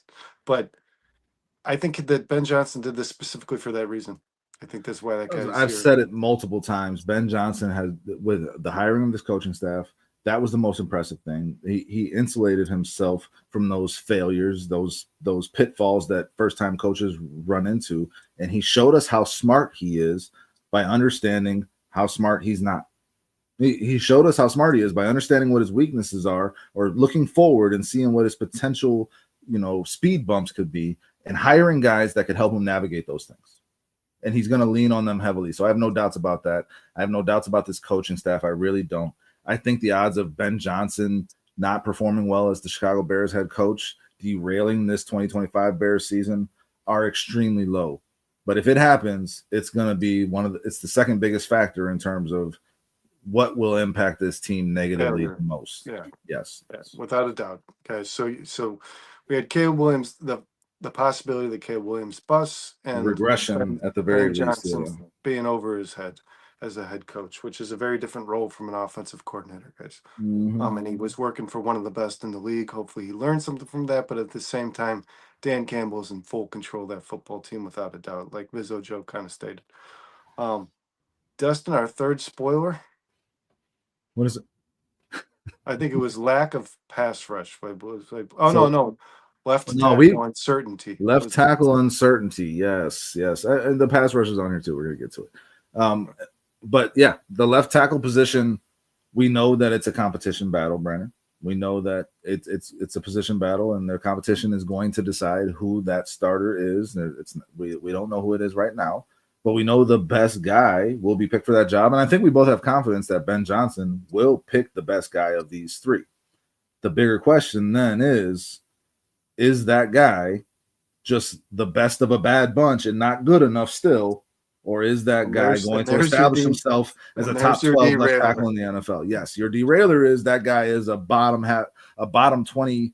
He's in the 22 to 28 range, and Caleb Williams, and he's still getting beat on the edge, and Caleb Williams is still getting attacked from his blind side consistently, because regardless of the fact that Ben Johnson picked the right guy, they still didn't have the right talent at that position to be good enough. And is he bad enough to affect the integrity of the entire line? I think that's Mhm. what really stands out when a left tackle is bad The weakest is link. everybody else on this line gonna have to make up for it, and that's gonna affect their ability to do their It jobs, has man. a And that domino effect. yeah, Yeah. and that's been a story in Chicago with our offensive line. So because you hear it, Dustin, it's like we're basically like, oh, this one player could derail the Bears season, but that one player affects a lot, right? Yeah. I mean, Yeah. there's a lot of things. If you have just a bad left tackle starting on your line, that can affect more than just your quarterback for sure. So yeah, I think this. I thought when we put this list together, this was definitely the third greatest risk. Is if these guys are all just bums, man. Yeah. And Yeah. you're. I mean, every good football team, guys, has a rock over there, right? I mean, we watch it time and time again. You see Hmm. Lamar Jackson with And what the hell's Ronnie Stanley. Ronnie Yeah. Stanley. The You got Commanders just went and traded for Laramie Tunsil, one of you the got best the left tackles Niners. in the league. Brock Purdy Trent was Williams. Brock Purdy was playing MVP style football when he's got Trent Williams on the left But side. when Yeah, Trent these Williams is out, they have a very it bad falls season. apart. Yes, yes, that Falls. makes it. Yeah, you need that guy. And Vizzo Joe says here, best case scenario, Ozzie beats out Braxton and has a higher ceiling, but that ceiling might not be realized in this first year, which would still, as John S says, question is, can he do it as a rookie? That's the big thing. Like he's still gonna, just like Ben Johnson is gonna have growing pains and have a learning curve. Ozzie Trapillo certainly will, starting at left tackle as a rookie. If he's And the best of the bunch, you are still going to have issues in terms of a rookie starting at left tackle yes, and learning on the job. That because is that still is going to be an issue. because John's correct, Vizzo Joe. That is the question you have to ask yourself because your Mm-hmm. expectation over any player is and always will be they probably be playing their prime football 2 or 3 years into their 3 career. years from now, they're going So to play their this worst football as a rookie. yeah, the Yeah. ceiling is not going to show up in your rookie season, most likely. I mean, here and there, you'll see the flashes of a guy who's going to probably be a stud one day. But if his ceiling, Trapillo, is to be a stud of a left tackle, I don't believe the expectation will be this season, right? Mm-hmm. Yeah, no, you're saying the ceiling. That's a couple years down the line. And Vizzo beat me to this one because this is the one we got to touch on. When you add a guy like Joe Tooney and put him at left guard next to that left tackle, you're automatically making life easier on that left tackle. You're adding a guy that has the smarts and the physical ability and is a leader that will impact Yeah, that left and tackle no and matter he's who it is. That's a and big he's deal for sure. I would imagine, man, from what I listened to that I think it was like a 45-minute radio interview with Joe Tooney was one of the best. He was one of the best interviews I ever heard from a professional athlete. But I'll say, the vibe that I get listening to that guy talk, man, he's not just going to like help you. He's gonna fucking hold you accountable. Joe Tooney's Mm-hmm. gonna tell you what you're supposed to be doing and if you did it wrong. There's no doubt about that, man. That's just the kind of player he's and only to help a young player get better. You know what I mean? Grady Jarrett said it too when they asked him why he was talking trash to his own quarterback. He said, it's to help him get better. He needs to know what it's like to play a defense that ain't nice. Mm-hmm. He said, I'm playing the big brother role right now, but it's only in love of Caleb Williams to get better as a player. That's the kind of guy that Joe Tooney's going to. Grady Tough Jarrett and Joe love. Tooney, man. I mean, just Yeah, like yeah. Those the things those these guys are saying, man, they're coaches on the field. those They're acquisitions those acquisitions by the Bears were smart and they were yeah, forward thinking. And I think that there's a big part of the Bears' decision to trade for Joe Tooney that leadership. a big part of it was that they knew the left tackle was going to be weak, Brandon. Yeah, I think they knew that they were going to need to have a really good guy next to that left tackle for that left tackle to lean on. I believe that was a part of the calculation in terms of getting a guy like Joe Tooney on this team. I think they knew that their left tackle spot was going to be the weakest spot of their offensive line. it's too bad we didn't know to call about Laramie Tunsil out of Houston. I didn't know that was a I would thing. hope they knew to call. If Ryan Poles is saying that, then fuck. How'd you miss that boat? Like, hopefully there was some kind of understanding that was an option, and they explored some of the possibilities. Could you imagine if this team added Laramie Tunsil I've to thought this about it, offensive man. line? I've thought. Oh my god. Yeah. Yeah. Oh my But again, god. guys, we do. And speaking out is Dustin. We believe this offensive line is one of the stronger units on this football team now, and I Mm-hmm. do think that whoever plays left tackle, this is my belief now. We were talking about whether or not Caleb's bust. We think that he's going to be the guy. We hope. I think that whoever plays left tackle, especially with the addition of Joe Tooney, will be good enough. I do. Yeah, and certainly better than last year, right? Yeah. Certainly better than last year in terms of the overall product and how the rest of that offensive line can help that weakest link. The weakest link won't shine through as much this year, and if that weakest link is the left tackle, then that's what we're saying. The left tackle is still going to be the question mark, even when they pick the guy who's going to be the starter. It will still be a question mark.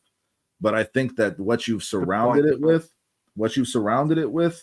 is much better than it was last year. So you can still feel better about it. And like you said, confident enough that they hopefully are good enough, Brandon. No, and But it's you still made a big point. question. The concern still exists. If they say by the end of the preseason, Hazi Trapil is your starting left tackle, you better still have some concern as a fan, man. I mean, like we just stated, the guy's a rookie, but again, the idea is that you might still have the best out of a bad bunch, and that would derail. That's the worst case scenario. It could derail this season, guys. Yeah, if the left tackle is just plain bad, that could derail this season. Samo, I've been making this point for months, Brandon. You've heard me say it. The competition at left tackle, the depth at left tackle versus last year, it's worlds better than it was last year. This year, it is. To have a choice is better. Than just we're going with Braxton, and I do believe the competition will bring the best out of all these guys. But what we're saying is, even then, is that good enough? And that will still be a question until you see them play the Vikings on Monday night. If three guys are competing for a job, it doesn't mean that there aren't three bad players competing for a job, man. Yeah, or average, or just not good enough. Yeah. But no, I hear you, Samo. I believe that too. I believe that whoever wins that job will have earned it and will be better because of it. I do. Samo, I just hope that's good enough. Have to mention, we can't finish this conversation without doing so. Dan Roshar and Chris Morgan are two very different things. So even if your guy is Braxton Jones, the hope that Dan Roshar and Joe Tooney can make Braxton Jones a Braxton Jones. We talked about ceiling. The best possible Maybe version there's something more in Braxton Jones. Yeah. That has not been gotten out of him up to this point. Yes, that competition and that mentorship and guidance and leadership that could they've draw added the ceiling out of Braxton. Yes. And the Bears are banking heavy on that. But all we're saying is that's a big variable. If that could go the really good way, or that could go the really bad way, I don't think there's a lot of in between. And if it goes the really bad way, it could derail this season by getting Caleb Williams' fucking head knocked off. Right? Yeah, we're staying away from injuries on this list, but the left tackle could definitely impact that. Oh, Dustin, I think next on our list. So we've got now, guys, got Caleb's a bust. Ben Johnson's in over his head. Left tackle. What was it? It's not good enough. Uncertainty. Left tackle uncertainty. Yeah, guys, the fourth on our list was lack of pass rush. More specifically, Brandon, I want to make this point. Yes, it's not just the lack of pass rush. It's Montez Sweat is not the guy that the Bears have paid him to be. Yeah, I forgot that you. No, I want to make it very clear. It's not like that. That's what the conversation is. Montez Sweat needs to be that dude that draws the double teams and still wins for this pass rush to be the type of pass rush that wins you football games. I agree with you. That's what you fucking pay him to do. And I think he wasn't that guy last year. And if he's not that guy this year, that's 2 years in a row where he was not that guy. And this pass rush will suffer because of it. And this team will lose football games that they could have won because of it. No, and Dustin, I would argue with you. I mean, I'll be disagreed with on this. I would argue with you that he wasn't that guy the year they acquired him either. I would argue for sure. He wasn't still winning when he was in double teams, when he was playing. There was really the impact he had on the rest of the defense, Brandon. That was kind of he was a multiplier. Yeah, that was kind of undeniable. And I think I would imagine he was even at some point somewhat last year because he was focused on more than other players on that line. But you said it yourself. Winning anyways, guys, is what separates the best in this league at that position. There's no doubt about it. The guys that you pay the money that Montez Sweat is making win anyways. Yes, they do. Yes, that's why TJ Watt just got paid the most non-quarterbacks ever got paid, because he does that. And Myles Garrett, was getting paid more than TJ Watt, I believe, or right below him before that. And Max Crosby is up there. I think he's third. I mean, look at these Myles guys. Garrett, These guys win, man. They mhm. win. They win no They matter find a who's way to still get to the quarterback, even though the offensive line is tilted towards them completely. And that makes everybody else better. Montez Sweat had 12 and a half sacks that season that the Bears traded for him middle of the season. And you could see the impact that he made on the rest of the defense, Brandon. I don't think that's really arguable. Whether or not they should have traded away what they traded away when they could have had him as a free agent, and even in then that forced season, though, themselves what to I pay was him, saying that's all was he a water under guy the that bridge was as well. winning anyway in that season that he had 12 and a half sacks? I don't think so. No, I just Has he been that dominant force that the Bears envisioned him being when they traded for him? No, I don't no, think so. and really, and I'm sorry, it doesn't come down strictly to numbers, guys, and I know that's going to be the claim that's made, but these guys get 15 to 18 sacks in a season. These $100 million guys, man, these guys that win anyway, that's the kind of impact they're making, man. They're Yep, making. they're drawing the attention from everybody else and letting those guys go get after it, and they're still getting to the quarterback. That's what the Bears need from Montez Sweat for this pass rush to be unlocked in this season. We've talked about how they could do it as a group, and the sum of all parts could be the sum of all of it could be greater than the individual parts. Like we've talked about that, and yeah, that's like that. We're hoping that could be the case. But the ultimate answer to your pass rush question is the guy that you paid to be that answer is that answer. Yeah, That's it. Period. End of and story.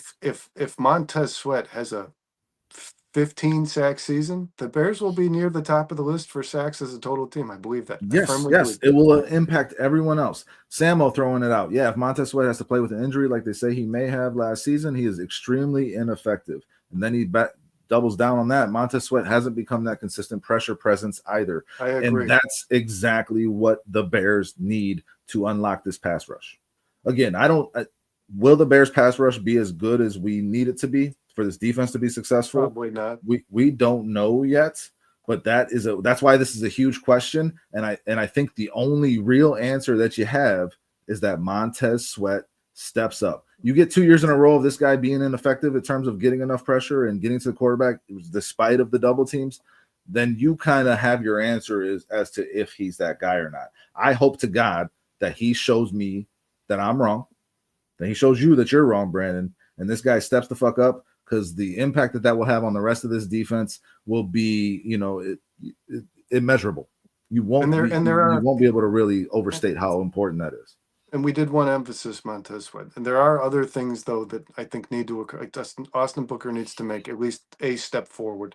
He needs to be a better player than he was last season. He needs to be a threat. These guys got to get home. Pass rush. Yeah. And the thing that scares me most, man, is a lot of people think this interior defensive line is super improved. And it is. It's improved from what it was last year. Is coming back from a tough injury to come back from, man. But Billings would have theoretically had the highest pass rush grade last season out of Grady Jarrett, Jervon Dexter, and Andrew Billings. So, I mean, that's got to change too, I think. And Jervon Dexter, yeah. Dexter and Jarrett, had lower grading. Yeah. Vizzo throws this out. Dial will be the X factor for the pass rush if he can handle one-on-ones while Montez gets double teamed. Yeah, these other guys got to get home while Montez is being double teamed. But Montez needs to get home in order to justify the double teams even happening. But I did want to state that Shamar Turner's pass rush grade in his last year in college from the interior of the line was not very good, man. Okay. So a lot of things need to happen, guys, for this pass rush unit to be what it needs to be. But Dustin is 100% correct in stating it won't happen if Montez Sweat has a year like he did last season. If Montez Sweat is not that guy this year, we have to accept the fact that we don't have that guy, and we need to go get him, and we need to move on from Montez Sweat. Yes, because Montez Sweat will continue to handcuff you from addressing the position the way because he's taking up that salary of that position of that player who has that type of and impact. He's making you check that off a list before you actually know it's something you've dealt with. Man. So he needs to earn that money this year, Brandon. He needs to get home to the quarterback. He needs double-digit sacks. He needs to have that impact. for the rest of this defense to do what it needs to do. And he needs to be a personally fucking how leader on that defense. I think he does. I don't doubt that he's a leader, Brandon. I don't doubt that part. Listen, I doubt that anybody on this football team is a leader other than Grady Jarrett and Joe Tooney. Because you saw a bunch of guys quit last season. Yes, I understand. But like again, I still don't doubt the fact that he has the ear of the players in that locker room. Whether or not it's a good thing, that's a totally different story. But I think it doesn't matter what you say. I want to see what you do. And Montez Sweat, in order to earn his money, needs to be the guy that he is paid to be. In order for this defense to get unlocked, he needs to be that dude. And if he comes out and has 6.5 sacks, we're in trouble. This line is in trouble. The pass rush is in trouble. The Bears defense will struggle to stop good players, especially if they cannot get after the quarterback. Mm-hmm. It all starts with the guy you've paid so much money to. You can't really add much else, man. Yeah. And Samo says here, let's hope that the interior pass rushers we added in Garrett and Deo, when he moves to the inside, can elevate the entire defensive line. I mean, that's all well and good. And yeah, these guys need to be factors too. But that's what you pay Montez Sweat to be.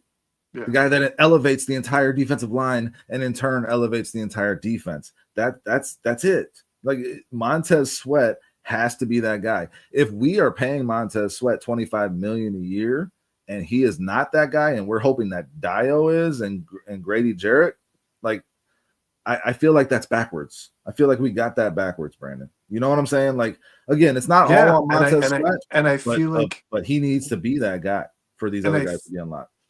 And if Montez Sweat isn't that guy, and we're relying on everybody else, doesn't that make you feel like you could have possibly, like, there's a guy like Trey Hendrickson available who just needs to get, I mean, obviously it's going to cost some draft capital, but just needs to get paid. Him. Yeah. If you didn't have $100 million tied up with Montez Sweat, could the Bears be addressing this with somebody even better? And that's the problem I have with Montez Sweat. Or are you snake bitten by the fact that you have already traded assets for this guy, right? Right. And you're shy to pull the trigger on it to do it again because that's you don't want that same thing to happen. Yeah. Listen, Poles took a shot on a guy that he saw upside in. He was still young. He had we paid him for potential, not production. Potential, not production. He had not had double-digit sacks when the Bears traded for him.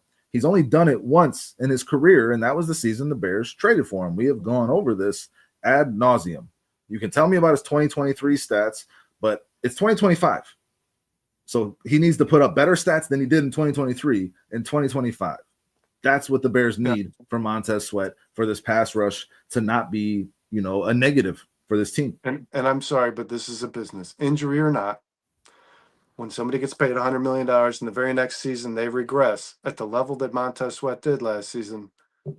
That's not a good start, man. And the potential of him being the $100 million man that you projected he might be. Yeah, no, I mean, I don't want to say injuries or not because it obviously makes a difference in a person's performance physically. But why I say that though is, I mean, when let's say injuries plague him again this year, when you look back, it's a bad decision. It's still the reality injuries of the situation. Or not. It's still the reality of the situation. Yes. Yeah. That he was not able to perform at the level that you had hoped because of those injuries. That's still the reality of the situation. It was a bad deal. Yes. Just like I talk about Jaquan Brisker, man. If he doesn't get re-signed because he keeps getting concussed, it was a bad pick, regardless of how good the guy is when he's on the field. Ultimately, that's what it is, but you can't blame a guy for taking a chance on a guy. I'm not pointing the finger. It's just it ended up being a miss. That's just the way it is, man.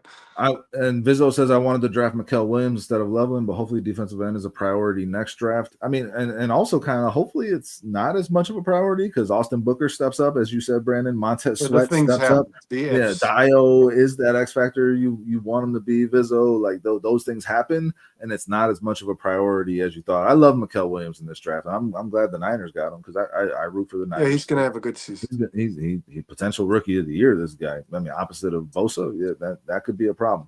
And then Samuel says you have to lead with your actions. This is what I was saying. It's not about your words. It's about your actions. And that's production. Yes. You have to lead with that first. Sweat has failed to be that presence. Samo, I agree with you 100%, man.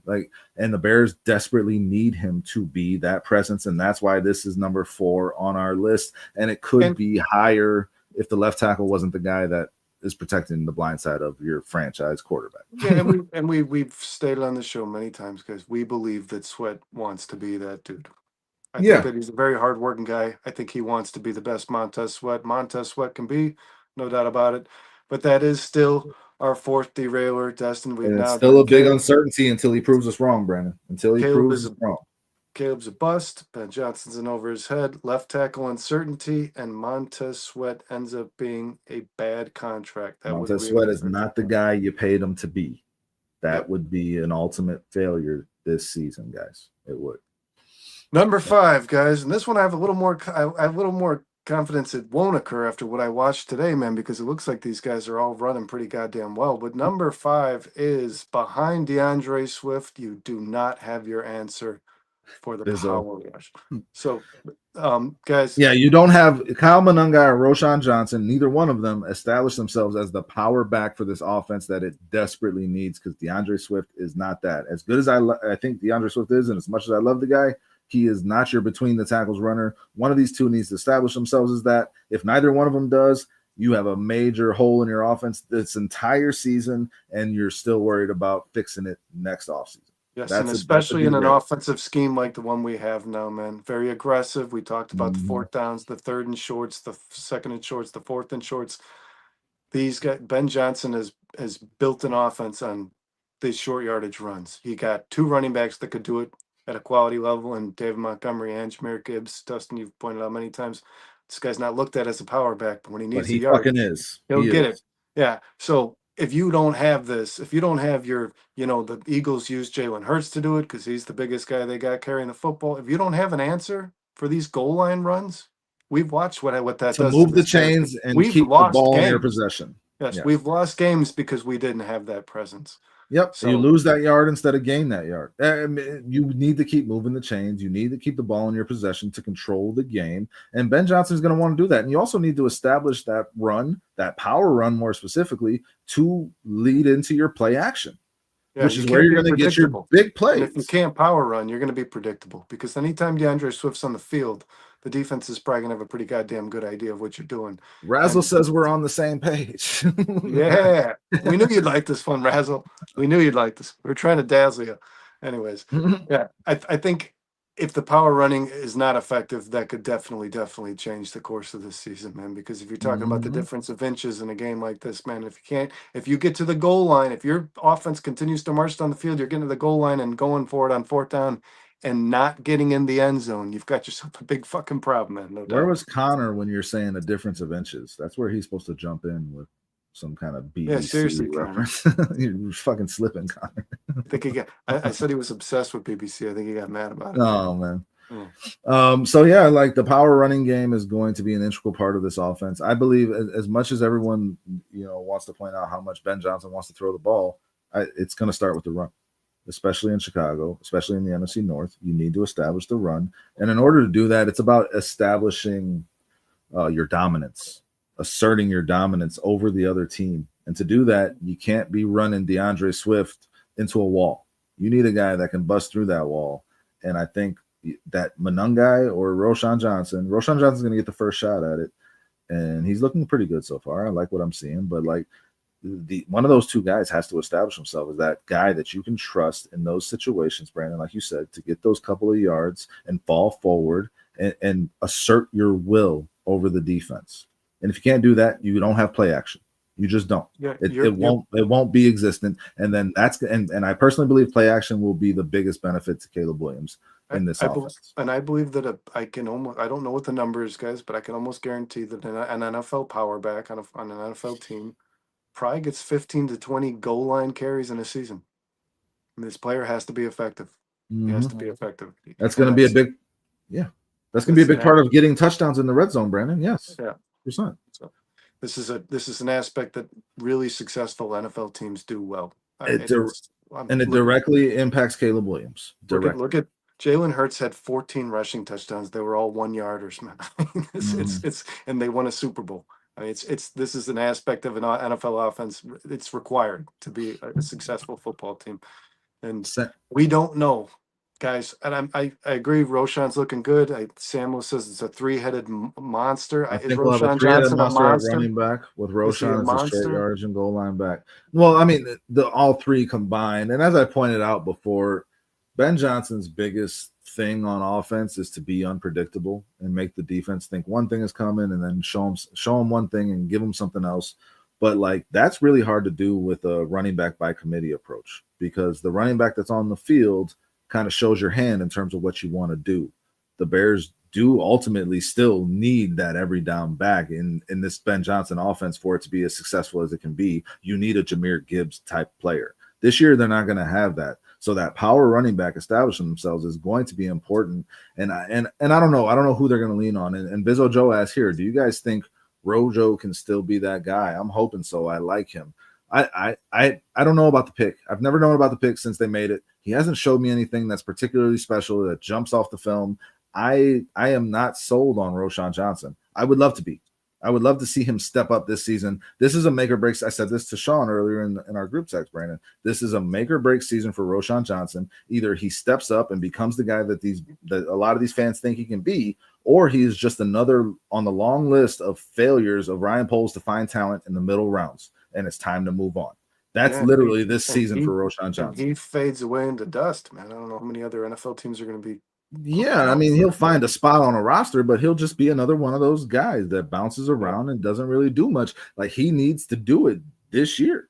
And that's why we have these conversations, guys, because as a Bears fan, you think so positively, and you should. I mean, well, it's healthy too, but we're talking about a 7th-round pick and a guy who's been on this team for 3 years.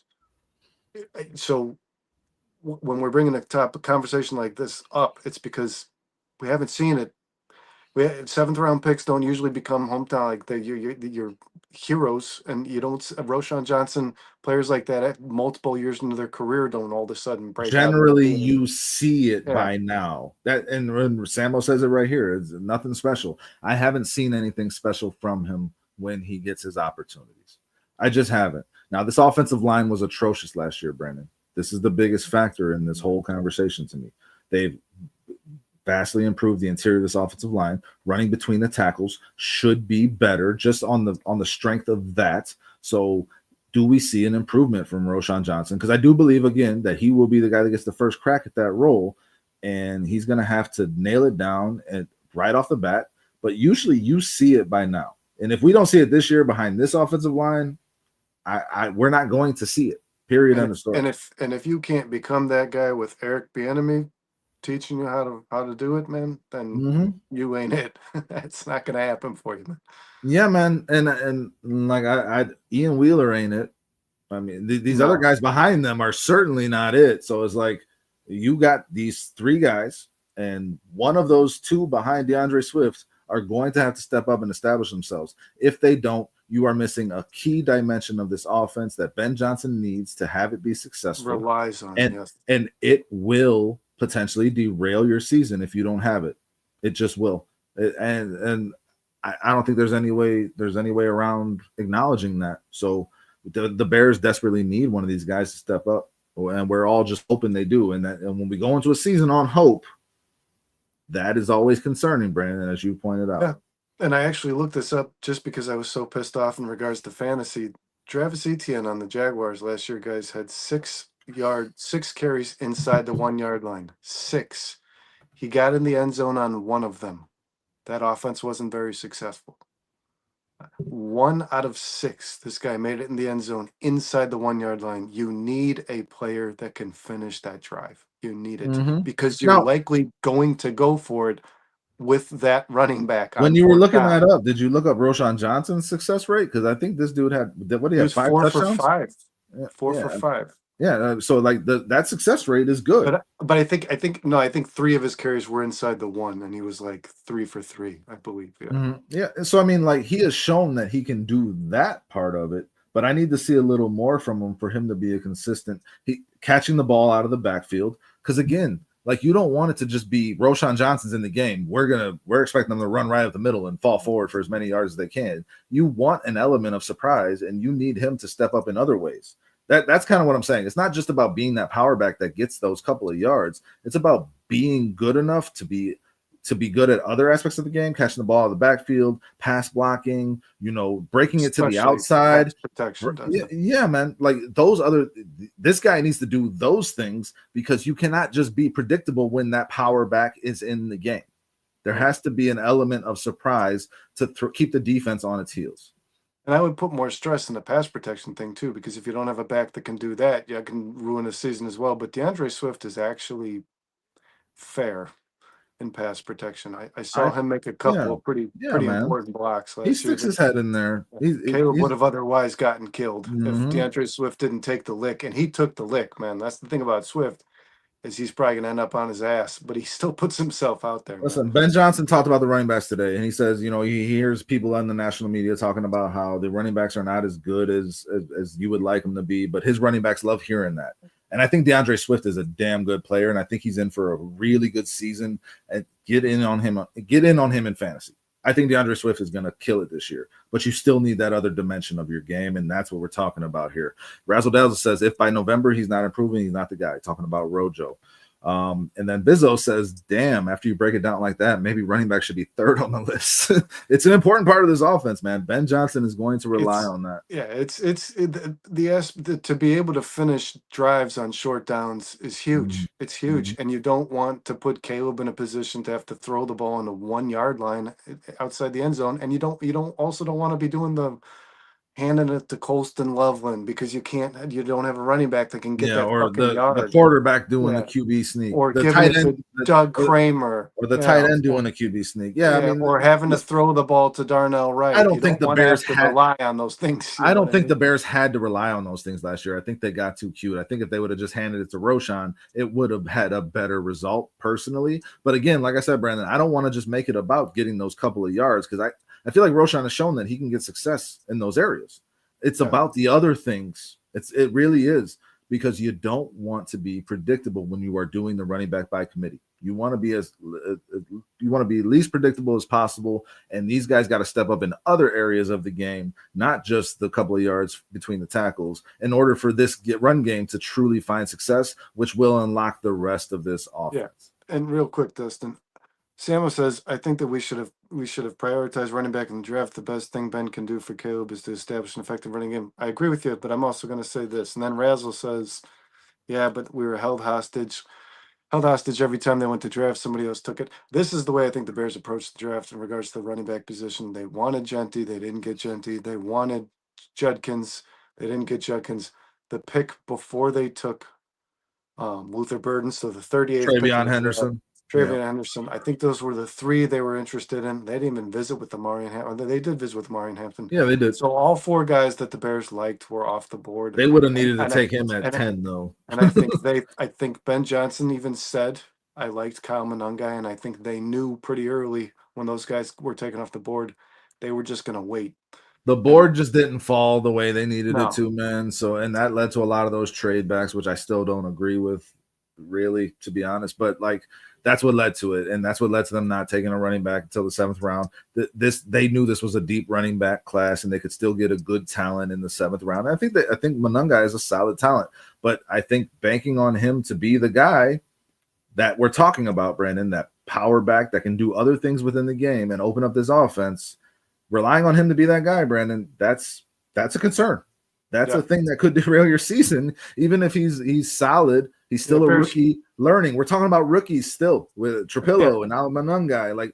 These are still concerns. Running back is probably the least concerning because it seems like the easiest plug and play in the NFL in terms of rookie to easiest transition. college to the NFL. Yes. But I mean, at the end of the day, he's still a fucking rookie. And you're talking about a guy in Roshan who hasn't shown you much throughout his couple of years. A 7th round rookie. 7th round rookie. That's your power running back on this team. One of those two guys will be that person. So this is a concern for this Bears team going into the season, and a concern for Ben Johnson and his offense. Bizzo says, I agree. They misused Rojo last year. John S. says Roshan needs to remain available. Like what, in trade? No, it's concussions. Yeah, okay. I was making a joke. Samo says the Cole Kmet shifting under center play better be thrown out.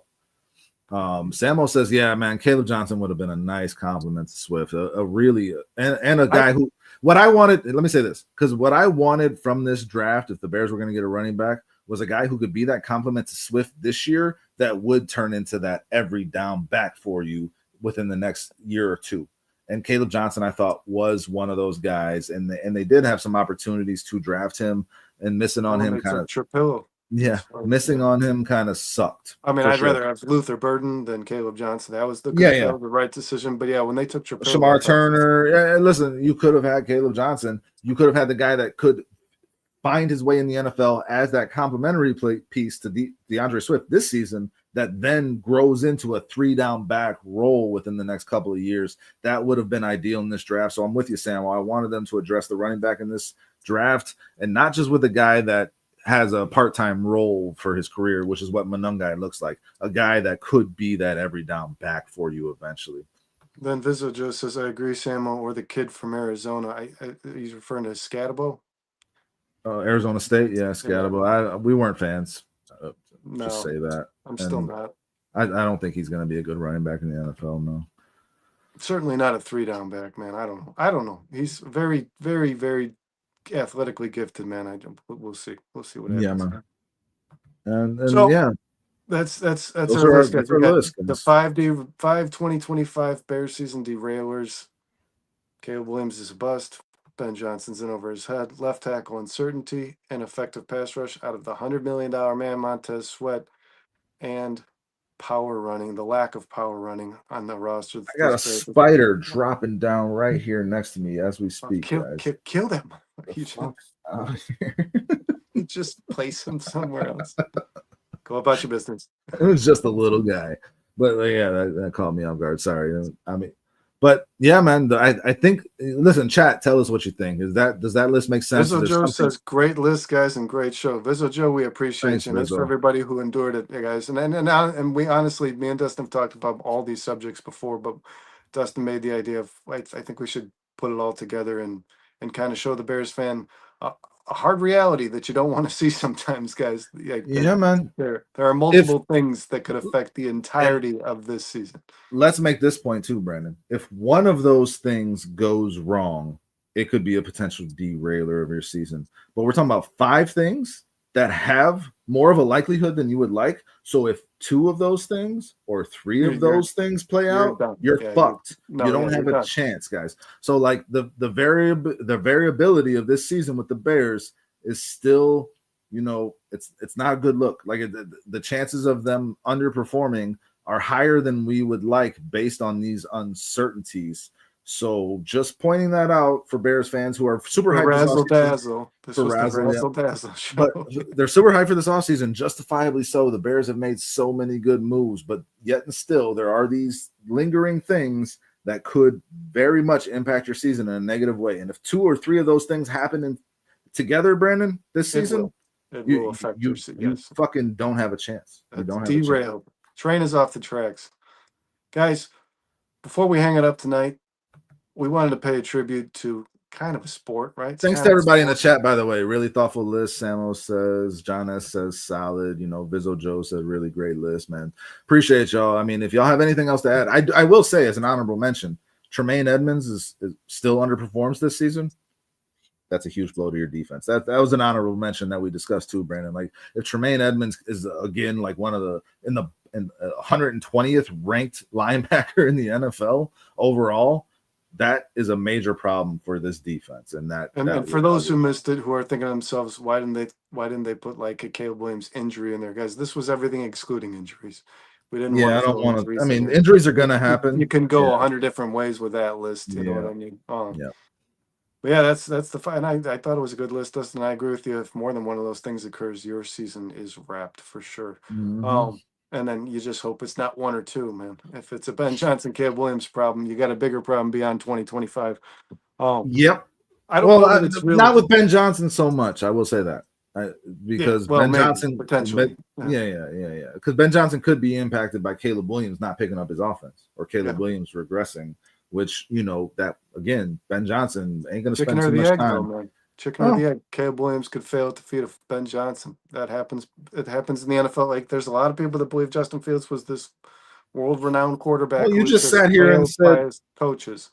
You just sat here and said Caleb Williams is so much more capable than Jared Goff, and Jared Goff looked like a damn good quarterback in Ben Johnson's offense. Oh, and Caleb And, Williams, and Jared Goff improved drastically when Ben Johnson took over that Yes. offense. We've gone over that before in terms of how his stats jumped. So, I mean, if you're going to sit here and tell me Caleb Williams is that much more talented than Jared Goff, I don't see how Ben Johnson is the uncertainty in that equation. I don't.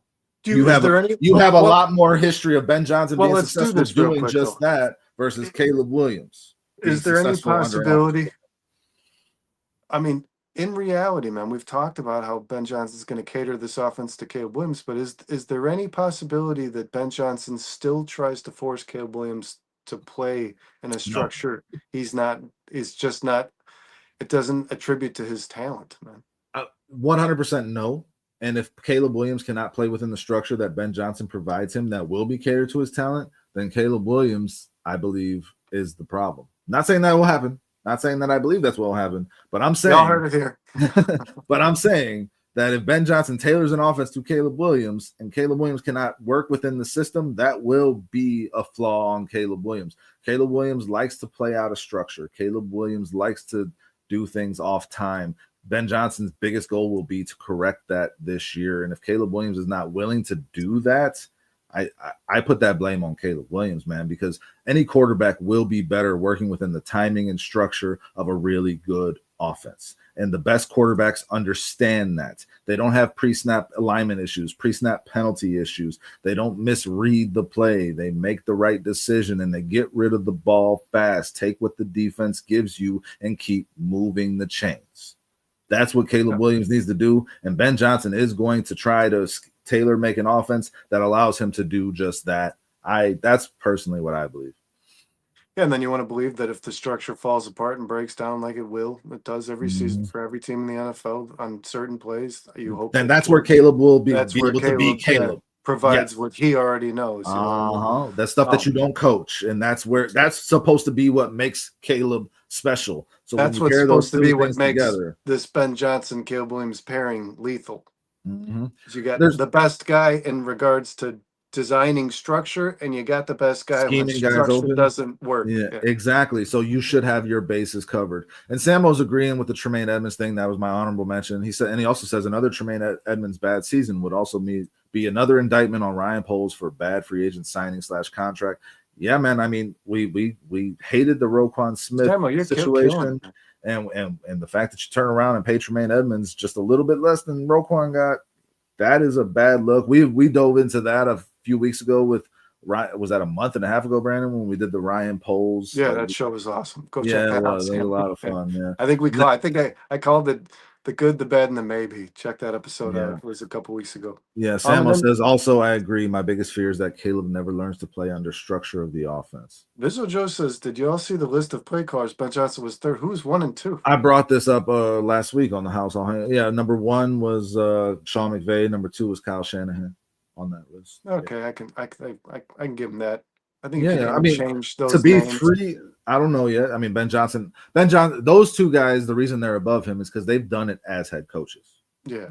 Ben Johnson has not done that. He's only done it as a play caller who was not. Yeah, Kevin O'Connell's up there too, man, for sure. Yeah, man. Guys, we wanted to. I mean, the fickle bitch that is 2025 brings yet another death of a legend, man. I wanted to pay. It seems to always happen right before we do a bare minimum show, too, man. Yeah, I know, man. We got to stop doing these shows.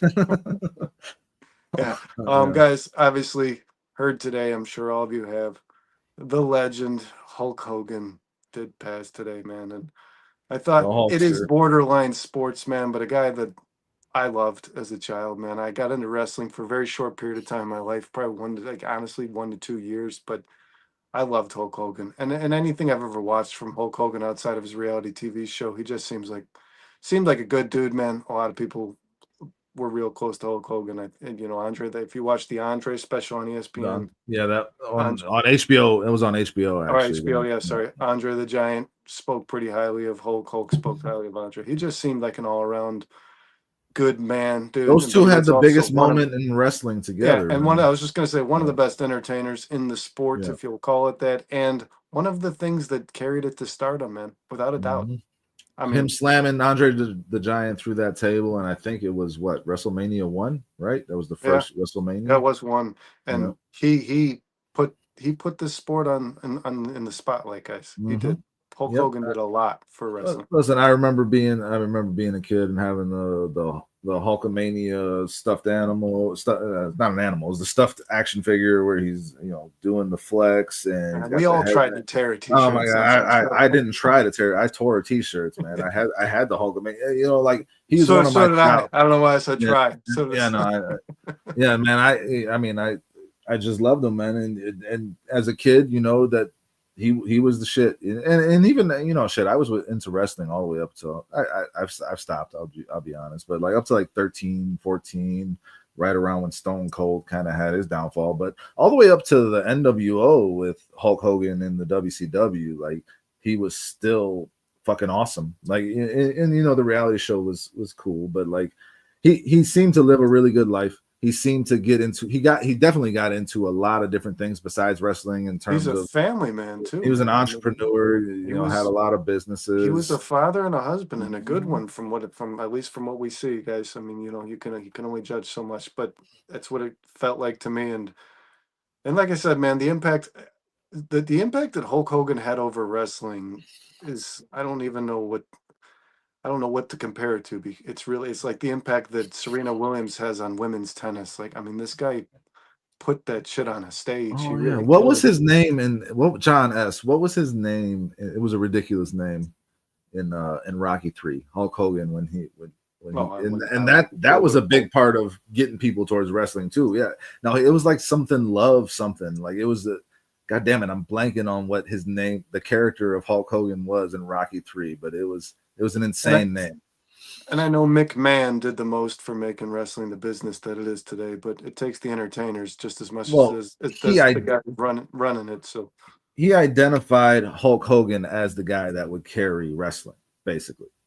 And so like that combination of those two is what really made the WWF. It it made says, wrestling. is this correct? It says his name is Thunder Lips. Thunderlips, yes. That is correct. Yes.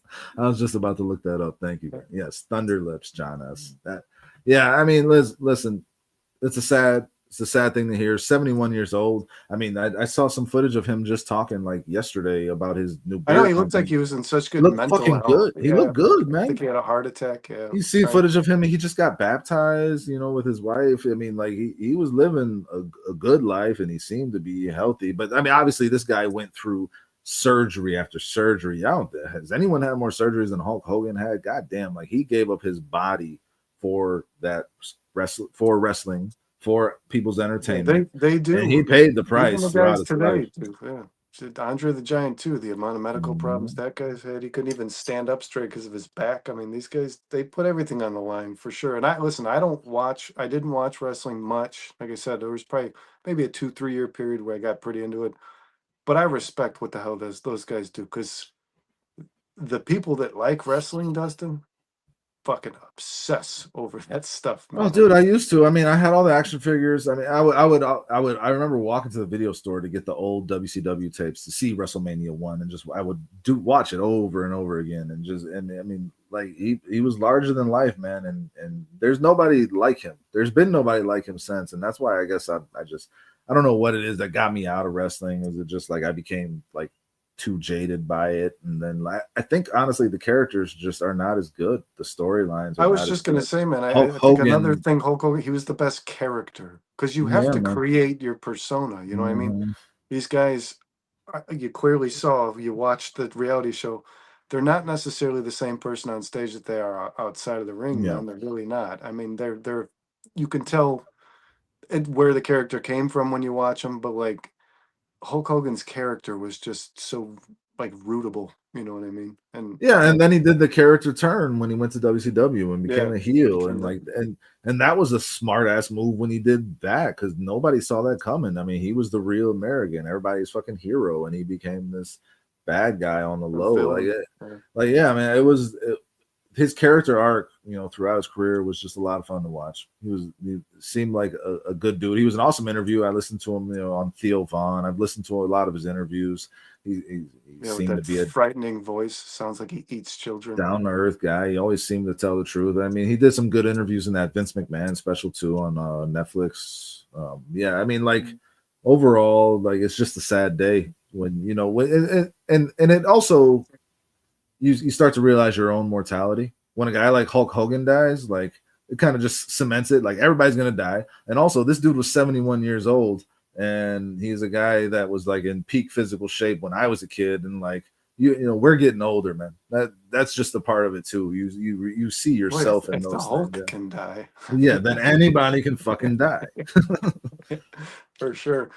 Yeah, guys, and then obviously earlier this month we forgot to mention it last week's show, but Ozzy Osbourne, the passing of. I loved Ozzy Osbourne growing up. I still listen to Ozzy Osbourne to this day. I love Ozzy. I love Black Sabbath, Heaven and Hell, whatever Ozzy was a part of, it was better, man. And I thought that was a tough loss as well. You know what I thought about with the Ozzy thing? Because like they just got that. What's great is they got that Black Sabbath reunion concert done before. Yeah, that's awesome. But the last time Black Sabbath had played before that, I saw them at Ozfest in Alpine Valley. Fucking year with Zakk Wylde playing guitar for them. And that was the last time they actually toured as Black Sabbath, the entire group. And it was fucking spectacular. And Ozzy Osbourne was old then. I saw Ozzy like 2005, 6. I saw him, Dustin, his very last show at Alpine Valley before Ozfest stopped going there. It was the last time. Me and you went together that year, I believe, right? Was that the year? Yeah, man. Yeah. It was. That was Ozzy just on his own. He had Zakk Wylde with him there too. But Zakk Wylde played the guitar. Yeah. Yeah. The year before that, it was Sabbath. It was like the Sabbath tour. Yeah, man. So I mean, like he was still awesome live then, but he was also like clearly old. Like he couldn't really move around much even then. And I mean, that was forever ago. So it's good they got to get that concert. Ozzy was a fucking composer, man. That guy made such good music. Actually, I saw a picture today online of Ozzy Osbourne and Cliff Burton, and I thought that was the coolest fucking thing. It was unreal to me because he was like, Ozzy Osbourne made music that sounded like an orchestra, and Cliff Burton was the guy who was most heavily influenced by classical, by like Beethoven and Bach and shit like that, man. It seems like he was single-handedly most responsible for the best Metallica albums. Oh, he was. I actually Googled it today and saw what exactly he was directly responsible for. What he brought to them was but I don't want to get off topic. It sucks that Ozzy's gone. It sucks that Hulk is gone, and we're just getting old, and our heroes are dying, dude. And that's just life. Did you see the Crazy Train on the xylophone I sent? Because that was cool as hell. Bunch of kids playing Crazy Train on xylophones. That was cool. Yeah, he was digging that. Yeah, it was cool that he was standing there watching. He even took the sunglasses off halfway through. Man, he was feeling it. But yeah, guys, lost two legends, and Hulk Hogan. That sucks. I know everybody heard that today. I was disappointed to read that. Sean sent that to us in a text. Yeah, no, I just read it. Thought, that sucks. Yeah. And I was like, oh shit, when I saw the notification, and my wife was like, what happened? Like, because I let out like a literal, like, I was distraught, and I was like, Hulk Hogan died, babe. And she's like, who's that? And I'm like, all right, God. That's Tiana. I said to Tiana, Hulk Hogan died, and she's like, oh no. And she's like, what was he, 70? I was like, 71. Pretty close. Pretty close. Yeah. Good job, babe. Good job, Maybe we should do a podcast tonight. Yeah. It sucks, man. He will be missed. Rest in peace, and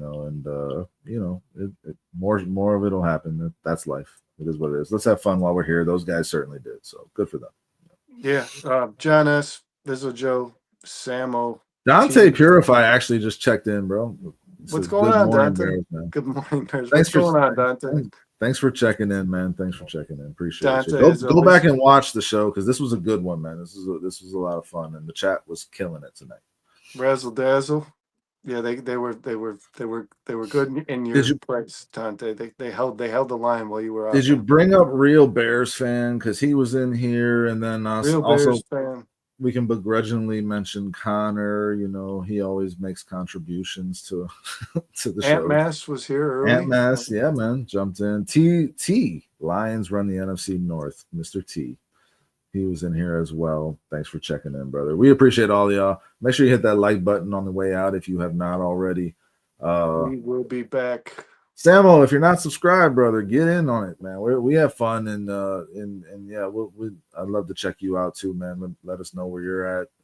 Yeah, most shows are like this, Sam. That's why this is the bare minimum. Yeah, man, and shit. I mean, he's done guest appearances on other shows. He says so. We'll get you on ours too, man. Stay in touch, keep in contact, stay connected. Yeah, we love this like community. Guests. We like guests on the bare Yeah, minimum. we would love to have you people's on. brain. Yeah, man, we love this community. We love all y'all for being here. We're gonna keep going. We're gonna have fun doing it. So yeah, 4-Star Chicago Sports is us.